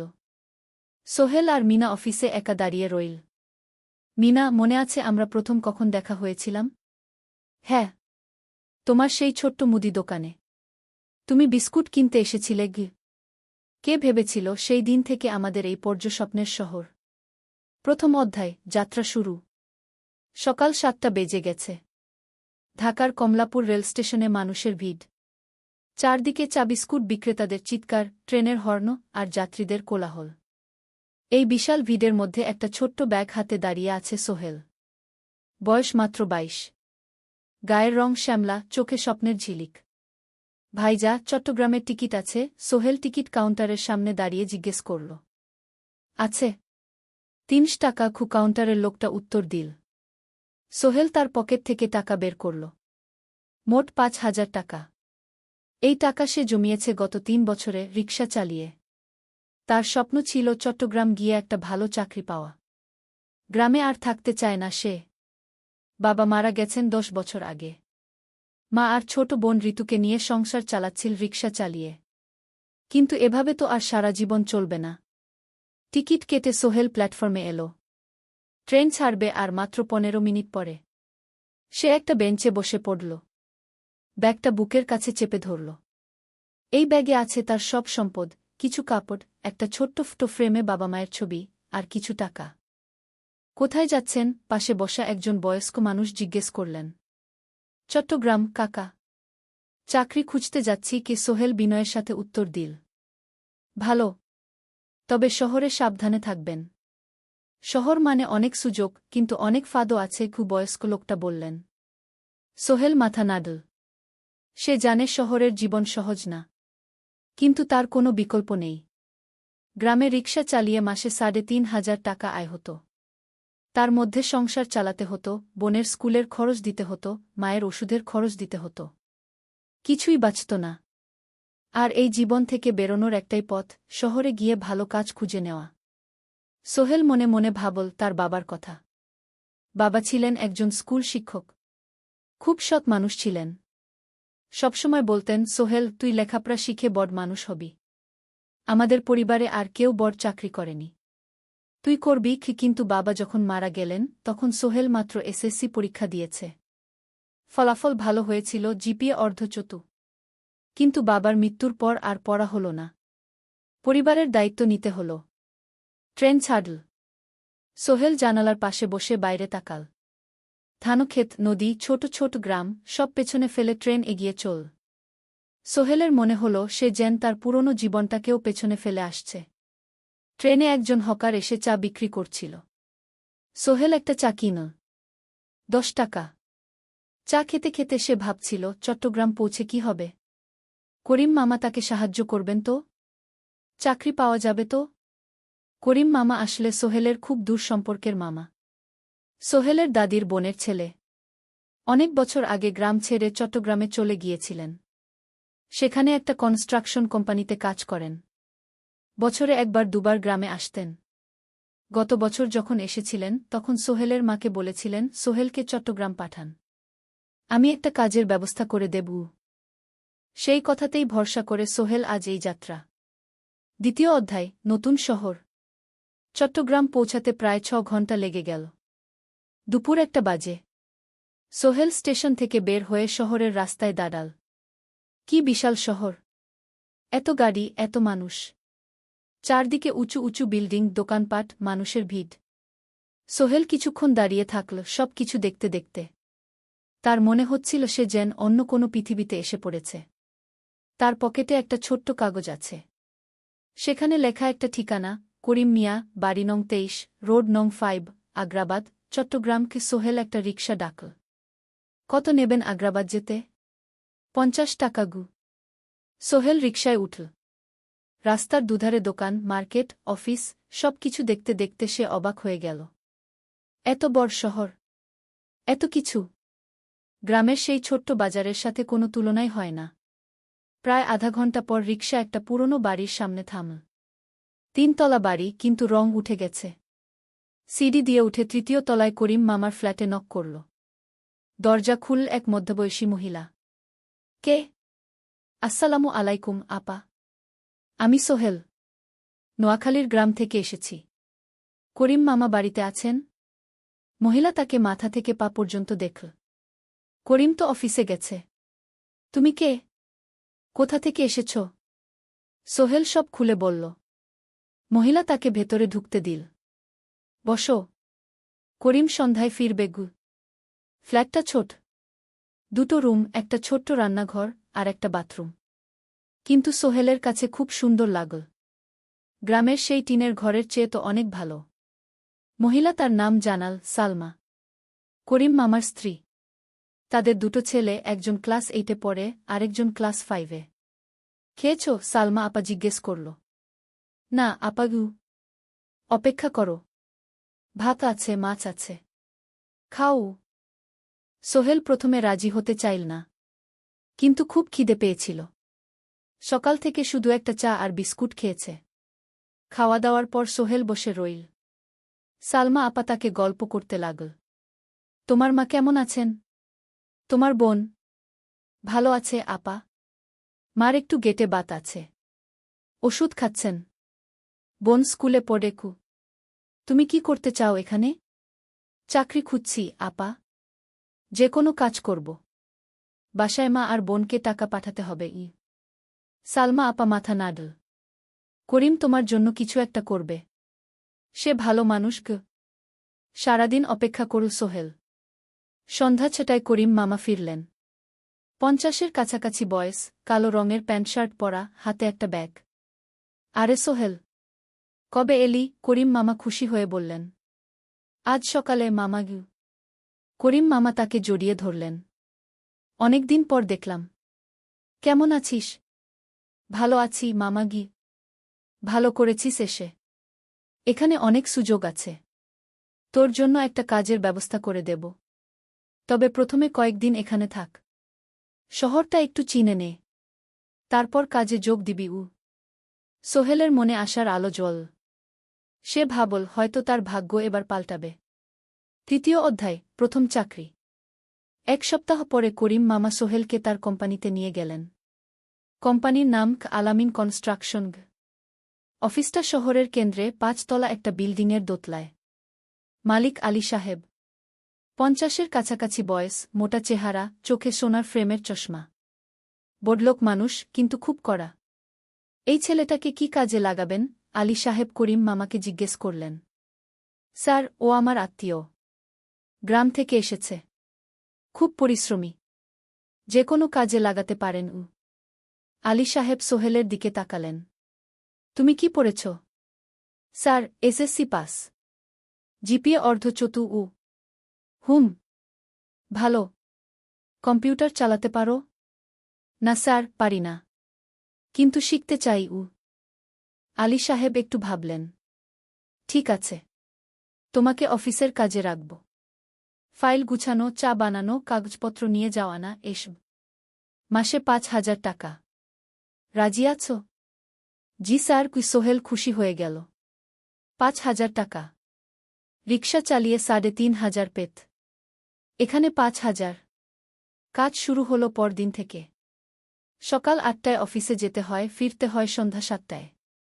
প্রথম দিন সোহেল ঘুম থেকে উঠল ভোর 5টায়। তৈরি হয়ে 7:30টায় অফিসের উদ্দেশ্যে বের হল। করিম মামার বাড়ি থেকে অফিস প্রায় 5 কিলোমিটার। বাসে যেতে হয়।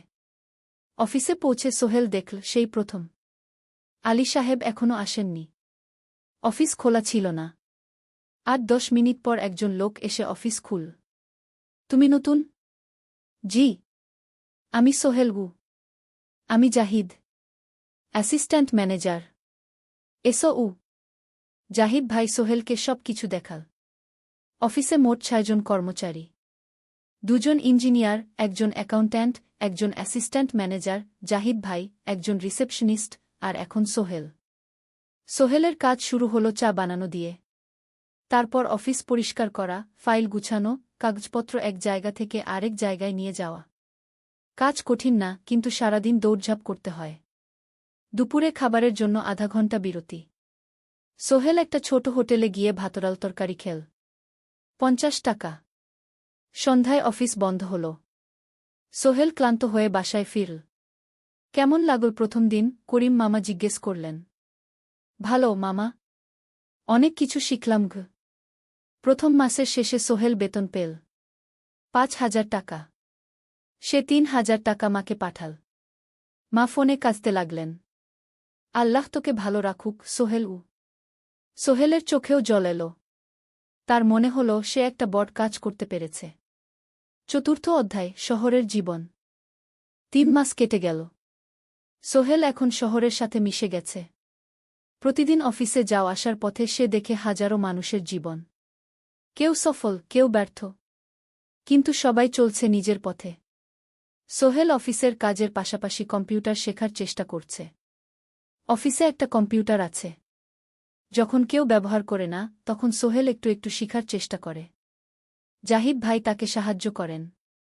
সোহেল, তুমি যদি কম্পিউটার ভালোভাবে শিখতে পারো, তাহলে তোমার ভবিষ্যৎ উজ্জ্বল। জাহিদ ভাই একদিন বললেন। কিভাবে শিখব ভাই? ট্রেনিং সেন্টারে যাও। সন্ধ্যায় ক্লাস আছে। মাসে 2,000 টাকা লাগবে গে। সোহেল ভাবল, 2,000 টাকা অনেক, কিন্তু এটা বিনিয়োগ, ভবিষ্যতের জন্য।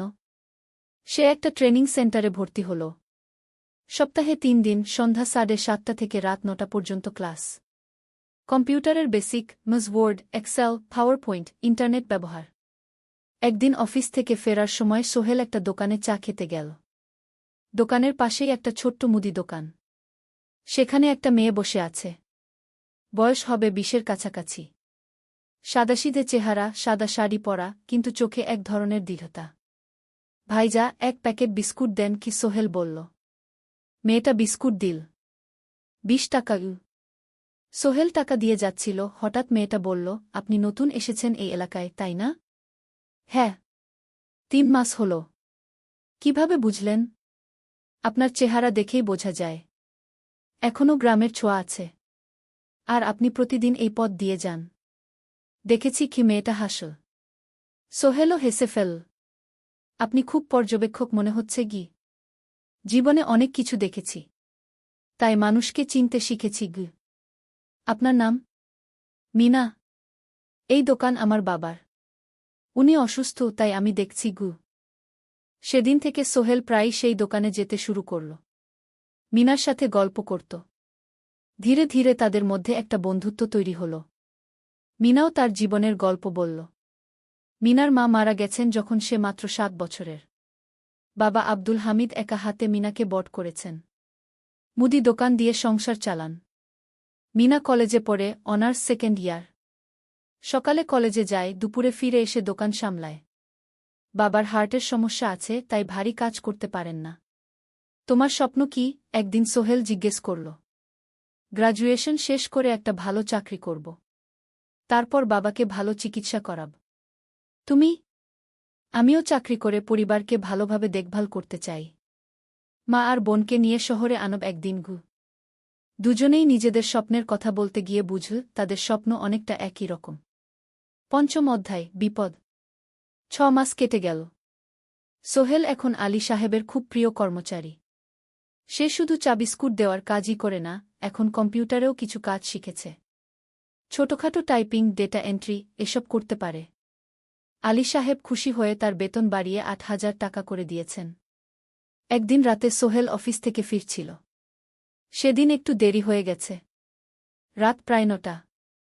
সাধারণত সোহেল সন্ধ্যা 7:30টায় ফিরে। কিন্তু সেদিন অফিসে একটা জরুরি কাজ ছিল। বাস থেকে নেমে সোহেল বাড়ির দিকে হাঁটছিল। হঠাৎ একটা অন্ধকার গলিতে 3 জন লোক তাকে ঘিরে ধরল। তাদের চেহারা দেখেই বোঝা যাচ্ছিল ভালো উদ্দেশ্য নিয়ে আসেনি। টাকা দে তাড়াতাড়ি, একজন বলল।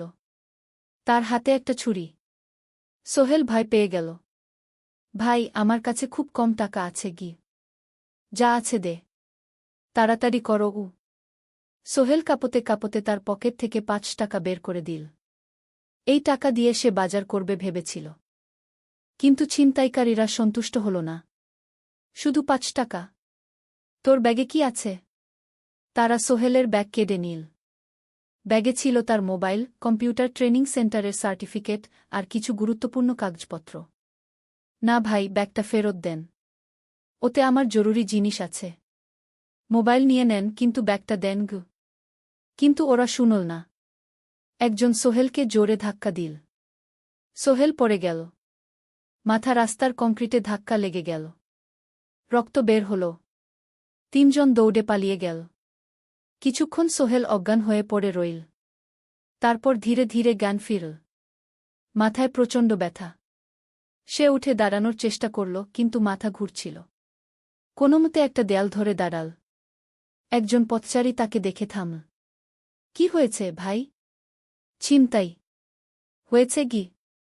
এসো, আমি তোমাকে হাসপাতালে নিয়ে যাই। কিন্তু সোহেল রাজি হল না। না, ঠিক আছি। বাড়ি যেতে পারব। সে কোনোমতে করিম মামার বাড়িতে পৌঁছাল। দরজা খুলেই সালমা আপা চিৎকার করে উঠলেন। ও আল্লাহ! কি হয়েছে? করিম মামা দৌড়ে এলেন। সোহেলকে ভেতরে নিয়ে গেলেন। তার মাথায় জল ঢেলে রক্ত পরিষ্কার করলেন। ক্ষতটা বেশ গভীর। হাসপাতালে যেতে হবে কি? করিম মামা বললেন। তারা একটা অটোরিকশা নিয়ে নিকটস্থ হাসপাতালে গেলেন। ডাক্তার সোহেলের মাথায় ৩টা সেলাই দিলেন। বলল, ১ সপ্তাহ বিশ্রাম নিতে হবে। কোনো ভারী কাজ করা যাবে না। হাসপাতাল থেকে ফিরে সোহেল শুয়ে রইল। তার মনে হচ্ছিল সবকিছু শেষ হয়ে গেছে। মোবাইল চলে গেছে, গুরুত্বপূর্ণ কাগজপত্র চলে গেছে। এখন ১ সপ্তাহ অফিস করতে পারবে না। পরদিন সকালে করিম মামা আলী সাহেবকে ফোন করে সব জানালেন। আলী সাহেব বললেন, ঠিক আছে, সোহেল ভালো হয়ে এলে আসবে। চিন্তার কিছু নেই গি। মিনা যখন এই খবর শুনল, সে সন্ধ্যায় সোহেলকে দেখতে এল করিম মামার বাড়িতে। সাথে এনেছিল কিছু ফল। কি হয়েছিল? মিনা চিন্তিত গলায় জিজ্ঞেস করল। সোহেল সব বলল। মিনা রেগে গেল। এই শহরে এখন অনেক অপরাধ বেড়ে গেছে। পুলিশ কিছু করে না। তুমি পুলিশে রিপোর্ট করেছ? না। লাভ নেই। তবুও করা উচিত। তোমার মোবাইলটা হয়তো খুঁজে পাওয়া যাবে গি। করিম মামা সোহেলকে নিয়ে পুলিশ স্টেশনে গেলেন। জেনারেল ডায়েরি করলেন। কিন্তু পুলিশ খুব একটা আশা দিল না। দেখি কিছু করা যায় কিনা গু। সোহেল বুঝল মোবাইল আর ফিরবে না। সেই ১ সপ্তাহ সোহেলের জীবনের সবচেয়ে কঠিন সময় ছিল। সে শুধু শারীরিকভাবেই ক্ষতিগ্রস্ত হয়নি, মানসিকভাবেও ভেঙে পড়েছিল। প্রতিরাতে দুঃস্বপ্ন দেখত। সেই ৩ জন ছিনতাইকারীর মুখ ভুলতে পারছিল না। মিনা প্রায় প্রতিদিন আসত। তাকে সাহস দিত। তুমি হাল ছেড়ো না সোহেল। জীবনে এরকম খারাপ সময় আসে। কিন্তু এটা কাটিয়ে ওঠাই হলো আসল বীরত্ব। সোহেলের মা গ্রাম থেকে ফোন করতেন। করিম মামার মোবাইল থেকে। তুই ভালো আছিস তো? সোহেল মাকে সব সত্যি বলেনি। শুধু বলেছে, হ্যাঁ মা, ভালো আছি। একটু জ্বর হয়েছিল। এখন ভালো। ১ সপ্তাহ পর সোহেল আবার অফিসে গেল। আলী সাহেব তাকে দেখে খুশি হলেন। কেমন আছো? ভালো আছি স্যার। ঠিক আছে। তবে প্রথম কয়েকদিন হালকা কাজ করবে গু। সোহেল আবার কাজে মন দিল। কিন্তু একটা জিনিস তাকে খুব কষ্ট দিচ্ছিল, তার মোবাইল নেই। মায়ের সাথে কথা বলতে পারছে না নিয়মিত। করিম মামার মোবাইল চাইতে সংকোচ লাগে। একদিন জাহিদ ভাই তাকে ডাকলেন। সোহেল, আমার একটা পুরনো মোবাইল আছে। তুমি ব্যবহার করো? না ভাই, আমি নাও। আমার কাজে লাগছে না। তুমি রাখো গু। সোহেল কৃতজ্ঞতায় প্রায় কেঁদে ফেল। ধন্যবাদ ভাই। মোবাইল পেয়ে সোহেল প্রথমেই মাকে ফোন করল। মা খুব খুশি হলেন। এতদিন ফোন করিসনি কেন? মা, মোবাইলটা নষ্ট হয়ে গিয়েছিল। নতুন নিয়েছি। মায়ের গলায় স্বস্তি ফুটে উঠল। ৬ষ্ঠ অধ্যায়, নতুন সুযোগ। আরও ৩ মাস কেটে গেল। সোহেল পুরোপুরি সুস্থ হয়ে গেছে। তার জীবন আবার স্বাভাবিক হয়ে এসেছে। সে এখন কম্পিউটার ট্রেনিং শেষ করেছে, সার্টিফিকেট পেয়েছে। কিন্তু একটা ঘটনা তার জীবনে বড় পরিবর্তন নিয়ে এলো। একদিন সকালে আলী সাহেব তাকে ডাকলেন। সোহেল, বসো। সোহেল বসল। মনে একটু ভয় লাগছিল। আলী সাহেব কি তাকে বকবেন? সোহেল, তুমি তো এখন কম্পিউটার চালাতে পারো? জি স্যার, একটু একটু শিখেছি। ভালো। আমি তোমার কাজ দেখছি। তুমি খুব পরিশ্রমী আর সৎ। আমাদের কোম্পানিতে এরকম মানুষের দরকার। সোহেল কিছু বুঝতে পারছিল না। আমি তোমাকে একটা সুযোগ দিতে চাই। আমাদের কোম্পানি একটা ট্রেনিং প্রোগ্রাম চালু করছে নতুন কর্মচারীদের জন্য। 6 মাসের কোর্স। কম্পিউটার অ্যাকাউন্টিং, ভবন নির্মাণের হিসাব নিকাশ, প্রজেক্ট ম্যানেজমেন্ট সব শিখবে। কোম্পানি সব খরচ দেবে। ট্রেনিংয়ের সময় তোমার বেতনও চলবে। রাজি আছো? সোহেল বিশ্বাস করতে পারছিল না। স্যার, সত্যি?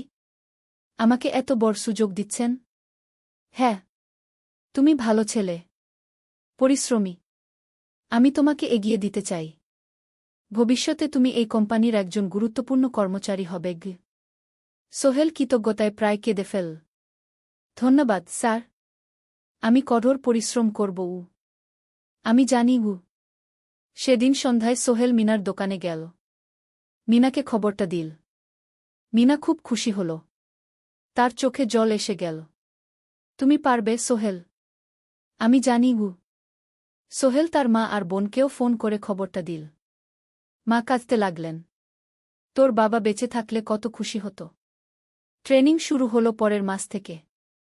প্রতিদিন সকালে 3 ঘন্টা ক্লাস, তারপর বাকি সময় অফিসের কাজ। ক্লাসে 5 জন নতুন কর্মচারী। সবাই তরুণ, উৎসাহী। শিক্ষক ছিলেন একজন অভিজ্ঞ ইঞ্জিনিয়ার। নাম রহিম স্যার। তিনি খুব ভালোভাবে সব কিছু বুঝাতেন। কম্পিউটার অ্যাকাউন্টিং, এক্সেলের জটিল ক্যালকুলেশন, প্রজেক্টের বাজেট তৈরি, সময় ব্যবস্থাপনা সব। সোহেল পুরো মনোযোগ দিয়ে শিখতে লাগল। সন্ধ্যায় বাড়ি ফিরে প্র্যাকটিস করত। করিম মামার ছেলের কাছ থেকে একটা ল্যাপটপ ধার নিত কখনো কখনো। 6 মাস পরে ট্রেনিং শেষ হল। সবাই সার্টিফিকেট পেল। আলী সাহেব একটা অনুষ্ঠান করলেন। সোহেল সেরা পারফর্মার হিসেবে একটা বিশেষ পুরস্কার পেল, 5,000 টাকা বোনাস। আলী সাহেব ঘোষণা করলেন, সোহেল, আজ থেকে তুমি আমাদের জুনিয়র অ্যাকাউন্ট অ্যাসিস্ট্যান্ট। তোমার বেতন 15,000 টাকা। সোহেল অবাক হয়ে গেল। 8,000 থেকে 15,000, প্রায় দ্বিগুণ। সেদিন রাতে সোহেল ঘুমাতেই পারল না। খুশিতে, উত্তেজনায় তার চোখে ঘুম নেই। সে ভাবল তার জীবন কিভাবে বদলে যাচ্ছে। 2 বছর আগে যে রিকশা চালাত, আজ সে একটা নামকরা কোম্পানির অ্যাকাউন্ট অ্যাসিস্ট্যান্ট। 7ম অধ্যায়, প্রেম ও প্রস্তাব। 1.5 বছর হয়ে গেল সোহেলের চট্টগ্রাম আসার। সে এখন একজন সফল যুবক। তার মা গ্রামে খুব খুশি। প্রতি মাসে সোহেল 10,000 টাকা পাঠায়। ছোট বোন ঋতু এখন কলেজে ভর্তি হয়েছে সোহেলের পাঠানো টাকায়।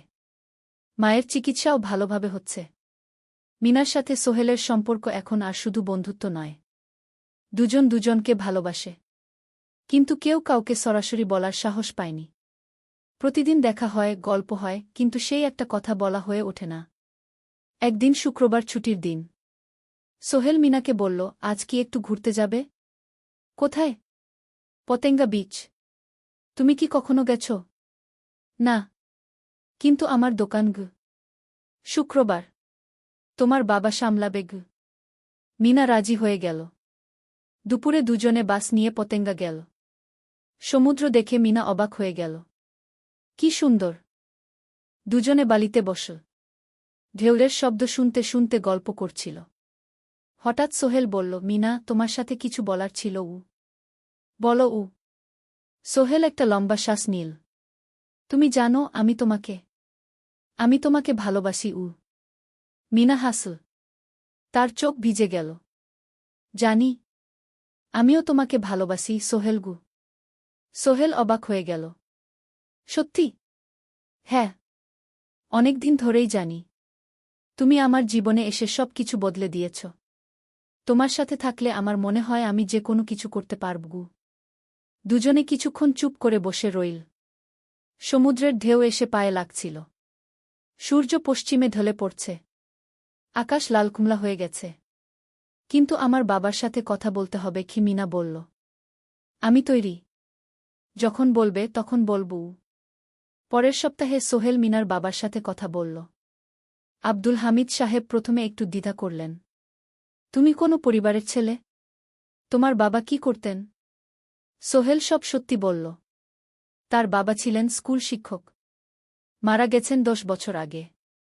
মা গ্রামে থাকেন। ছোট বোন কলেজে পড়ে।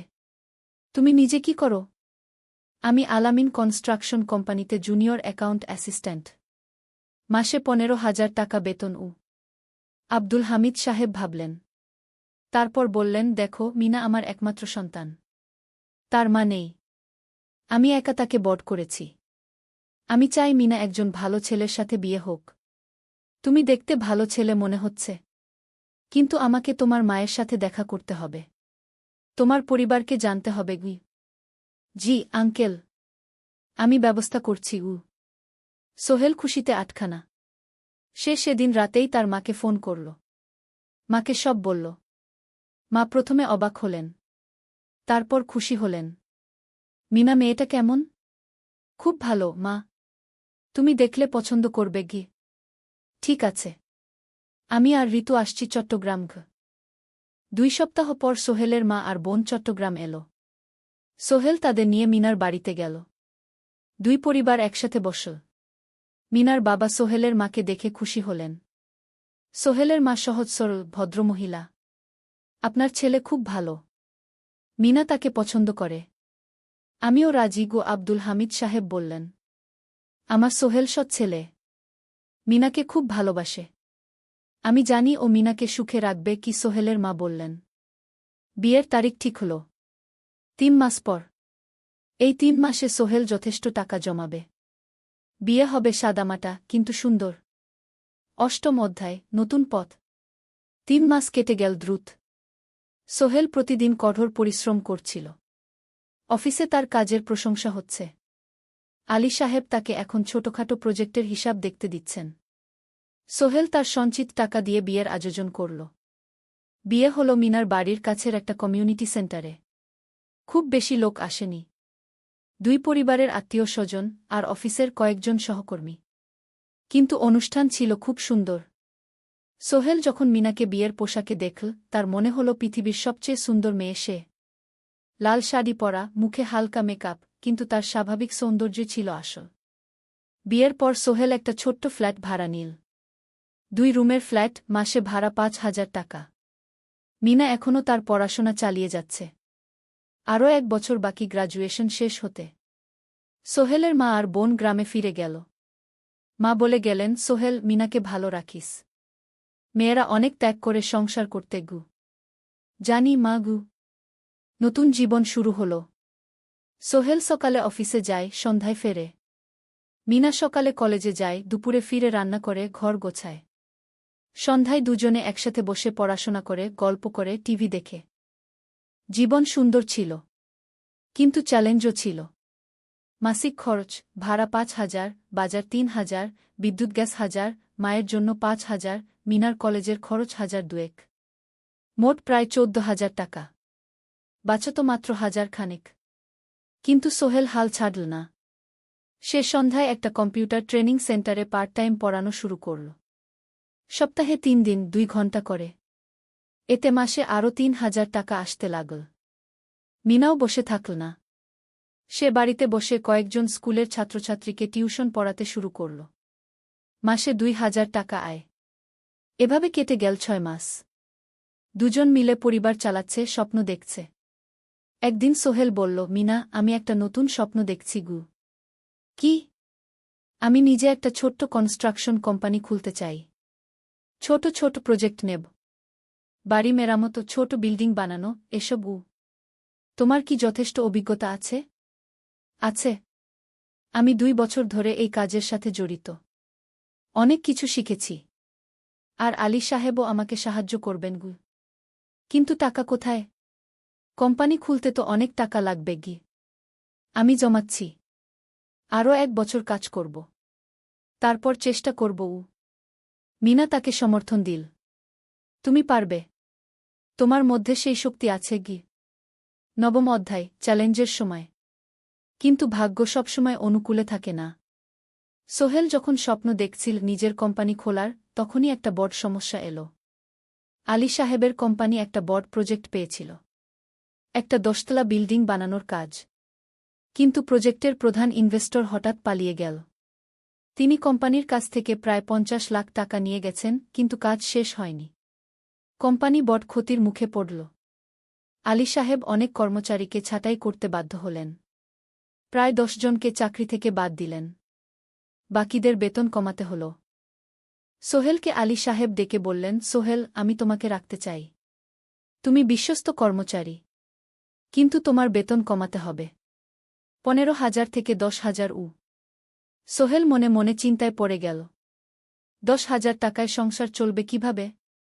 মায়ের খরচ, ভাড়া, বাজার সব মিলিয়ে তো 14,000 টাকা লাগে। কিন্তু সে কিছু বলল না। ঠিক আছে স্যার। বাড়ি ফিরে সোহেল মিনাকে সব বলল। মিনা চিন্তিত হয়ে গেল। এখন কি হবে?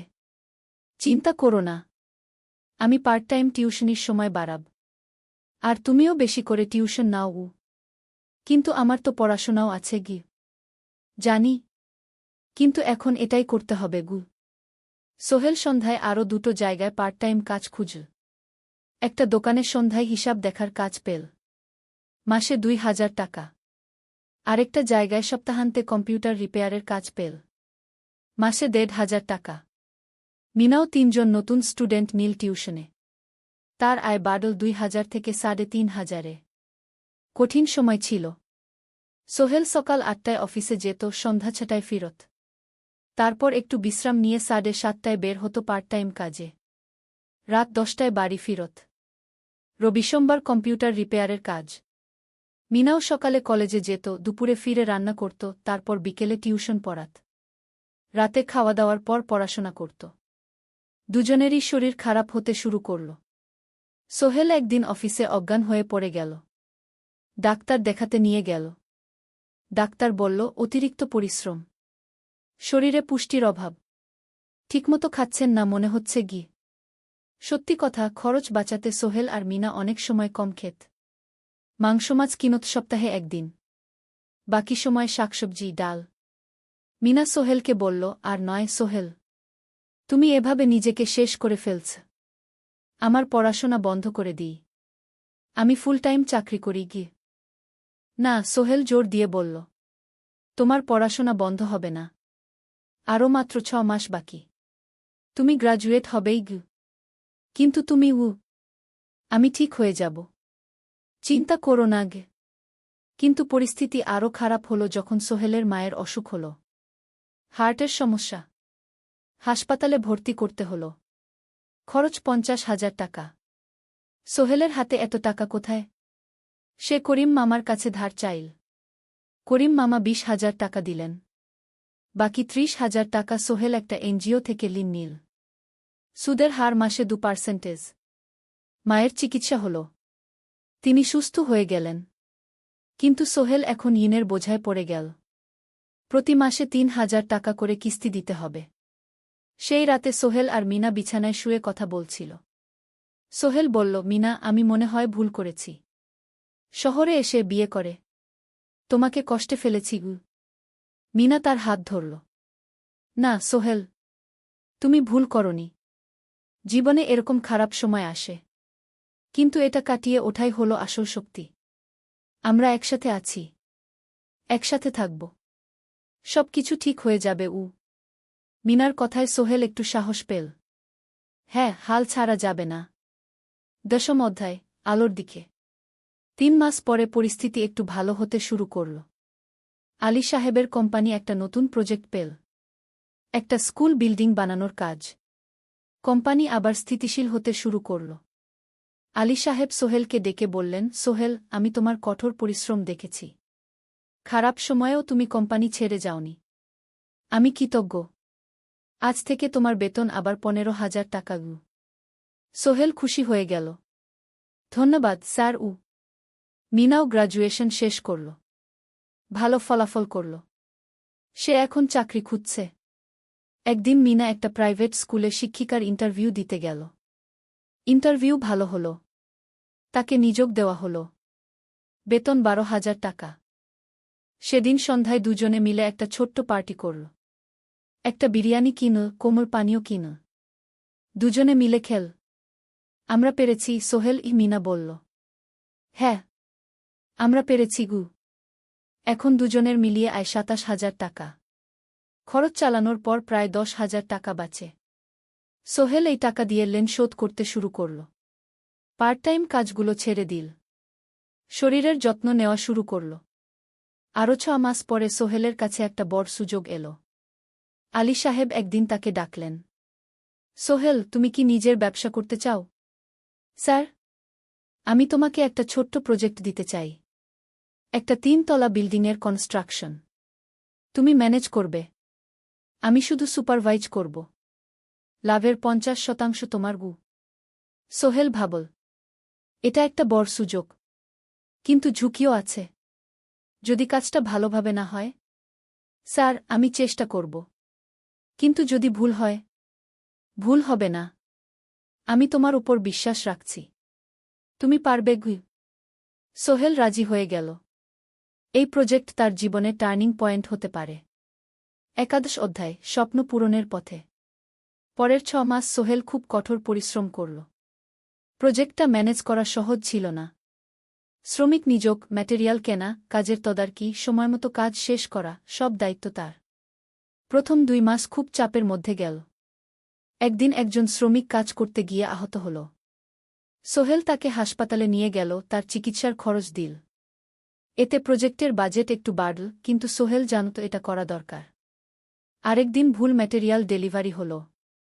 সোহেল সেগুলো ফেরত পাঠাল, সঠিক জিনিস আনাল। এতে 3 দিন দেরি হল, কিন্তু কাজের মান ঠিক রইল। মিনা তাকে সবসময় সাপোর্ট করছিল। সে এখন চাকরিতে স্থিতিশীল। স্কুলের বাচ্চারা তাকে পছন্দ করে। প্রিন্সিপাল তার কাজে খুশি। প্রজেক্ট শেষ হল 6 মাসে।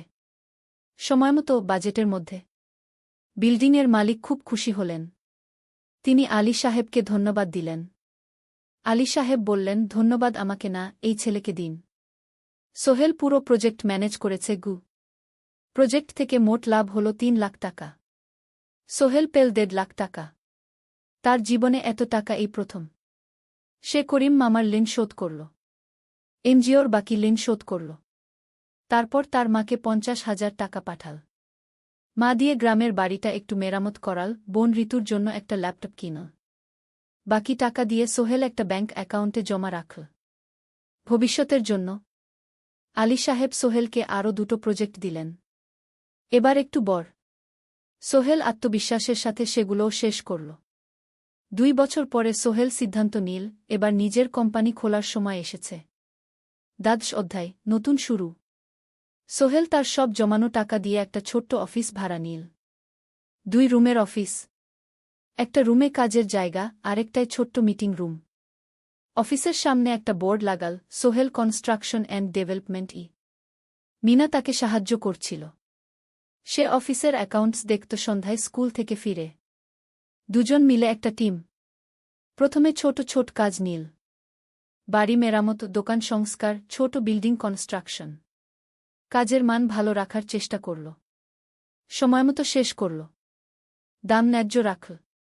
ধীরে ধীরে সোহেলের সুনাম ছড়িয়ে পড়ল। মানুষ তাকে বিশ্বাস করত। তার কাছে নতুন নতুন কাজ আসতে লাগল। প্রথম বছর খুব কষ্ট হল।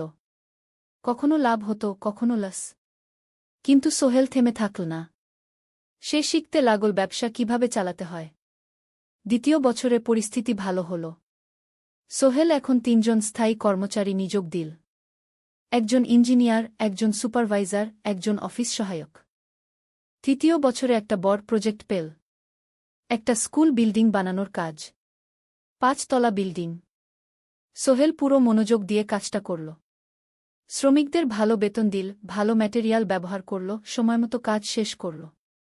স্কুল কর্তৃপক্ষ খুব খুশি হল।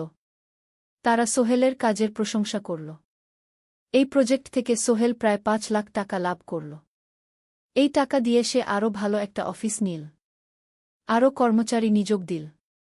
এখন তার কোম্পানিতে 10 জন স্থায়ী কর্মচারী।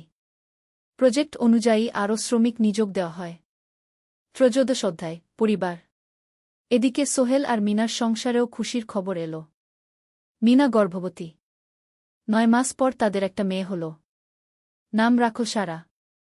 সারা যখন জন্মাল, সোহেলের মা আর বোন চট্টগ্রামে এলো। মা 1 মাস থেকে গেলেন। মিনাকে সাহায্য করলেন। সোহেল এখন একটা বড় ফ্ল্যাট ভাড়া নিয়েছে।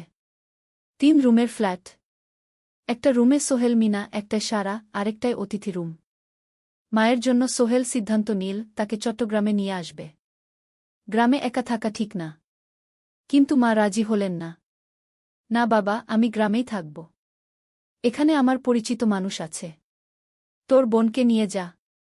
ও ঢাকায় পড়ছে, চট্টগ্রামে এনে ভালো কোথাও ভর্তি করিয়ে দেগি। সোহেল তাই করল। ঋতুকে চট্টগ্রাম বিশ্ববিদ্যালয়ে ভর্তি করিয়ে দিল। ঋতু এখন সোহেলের ফ্ল্যাটে থাকে, বিশ্ববিদ্যালয়ে পড়ে। সোহেলের মনে হল তার জীবন এখন পরিপূর্ণ। স্ত্রী, মেয়ে, বোন সবাই তার কাছে। ব্যবসা ভালো চলছে। মা গ্রামে সুখে আছেন। চতুর্দশ অধ্যায়, সফলতার শিখরে। 5 বছর কেটে গেল। সোহেল এখন একজন সফল উদ্যোক্তা। তার কোম্পানি কি সোহেল কনস্ট্রাকশন অ্যান্ড ডেভেলপমেন্ট এখন চট্টগ্রামে বেশ পরিচিত। প্রায় 30 জন কর্মচারী তার অধীনে কাজ করে। সোহেল এখন শুধু ছোট প্রজেক্ট করে না, বড় বড় প্রজেক্টও করে। একটা 8তলা বিজনেস কমপ্লেক্স বানানোর কাজ পেয়েছে। একটা হাসপাতাল বিল্ডিং বানাচ্ছে। মিনা এখনও স্কুলে পড়ায়। সে এখন ভাইস প্রিন্সিপাল। সাথে সোহেলের কোম্পানির অ্যাকাউন্টস ম্যানেজার। দুজন মিলে ব্যবসা চালা। সারা এখন 4 বছরের। স্কুলে ভর্তি হয়েছে। খুব চালাক মেয়ে। ঋতু বিশ্ববিদ্যালয় থেকে গ্রাজুয়েট হয়ে একটা ব্যাংকে চাকরি পেয়েছে। একদিন আলী সাহেব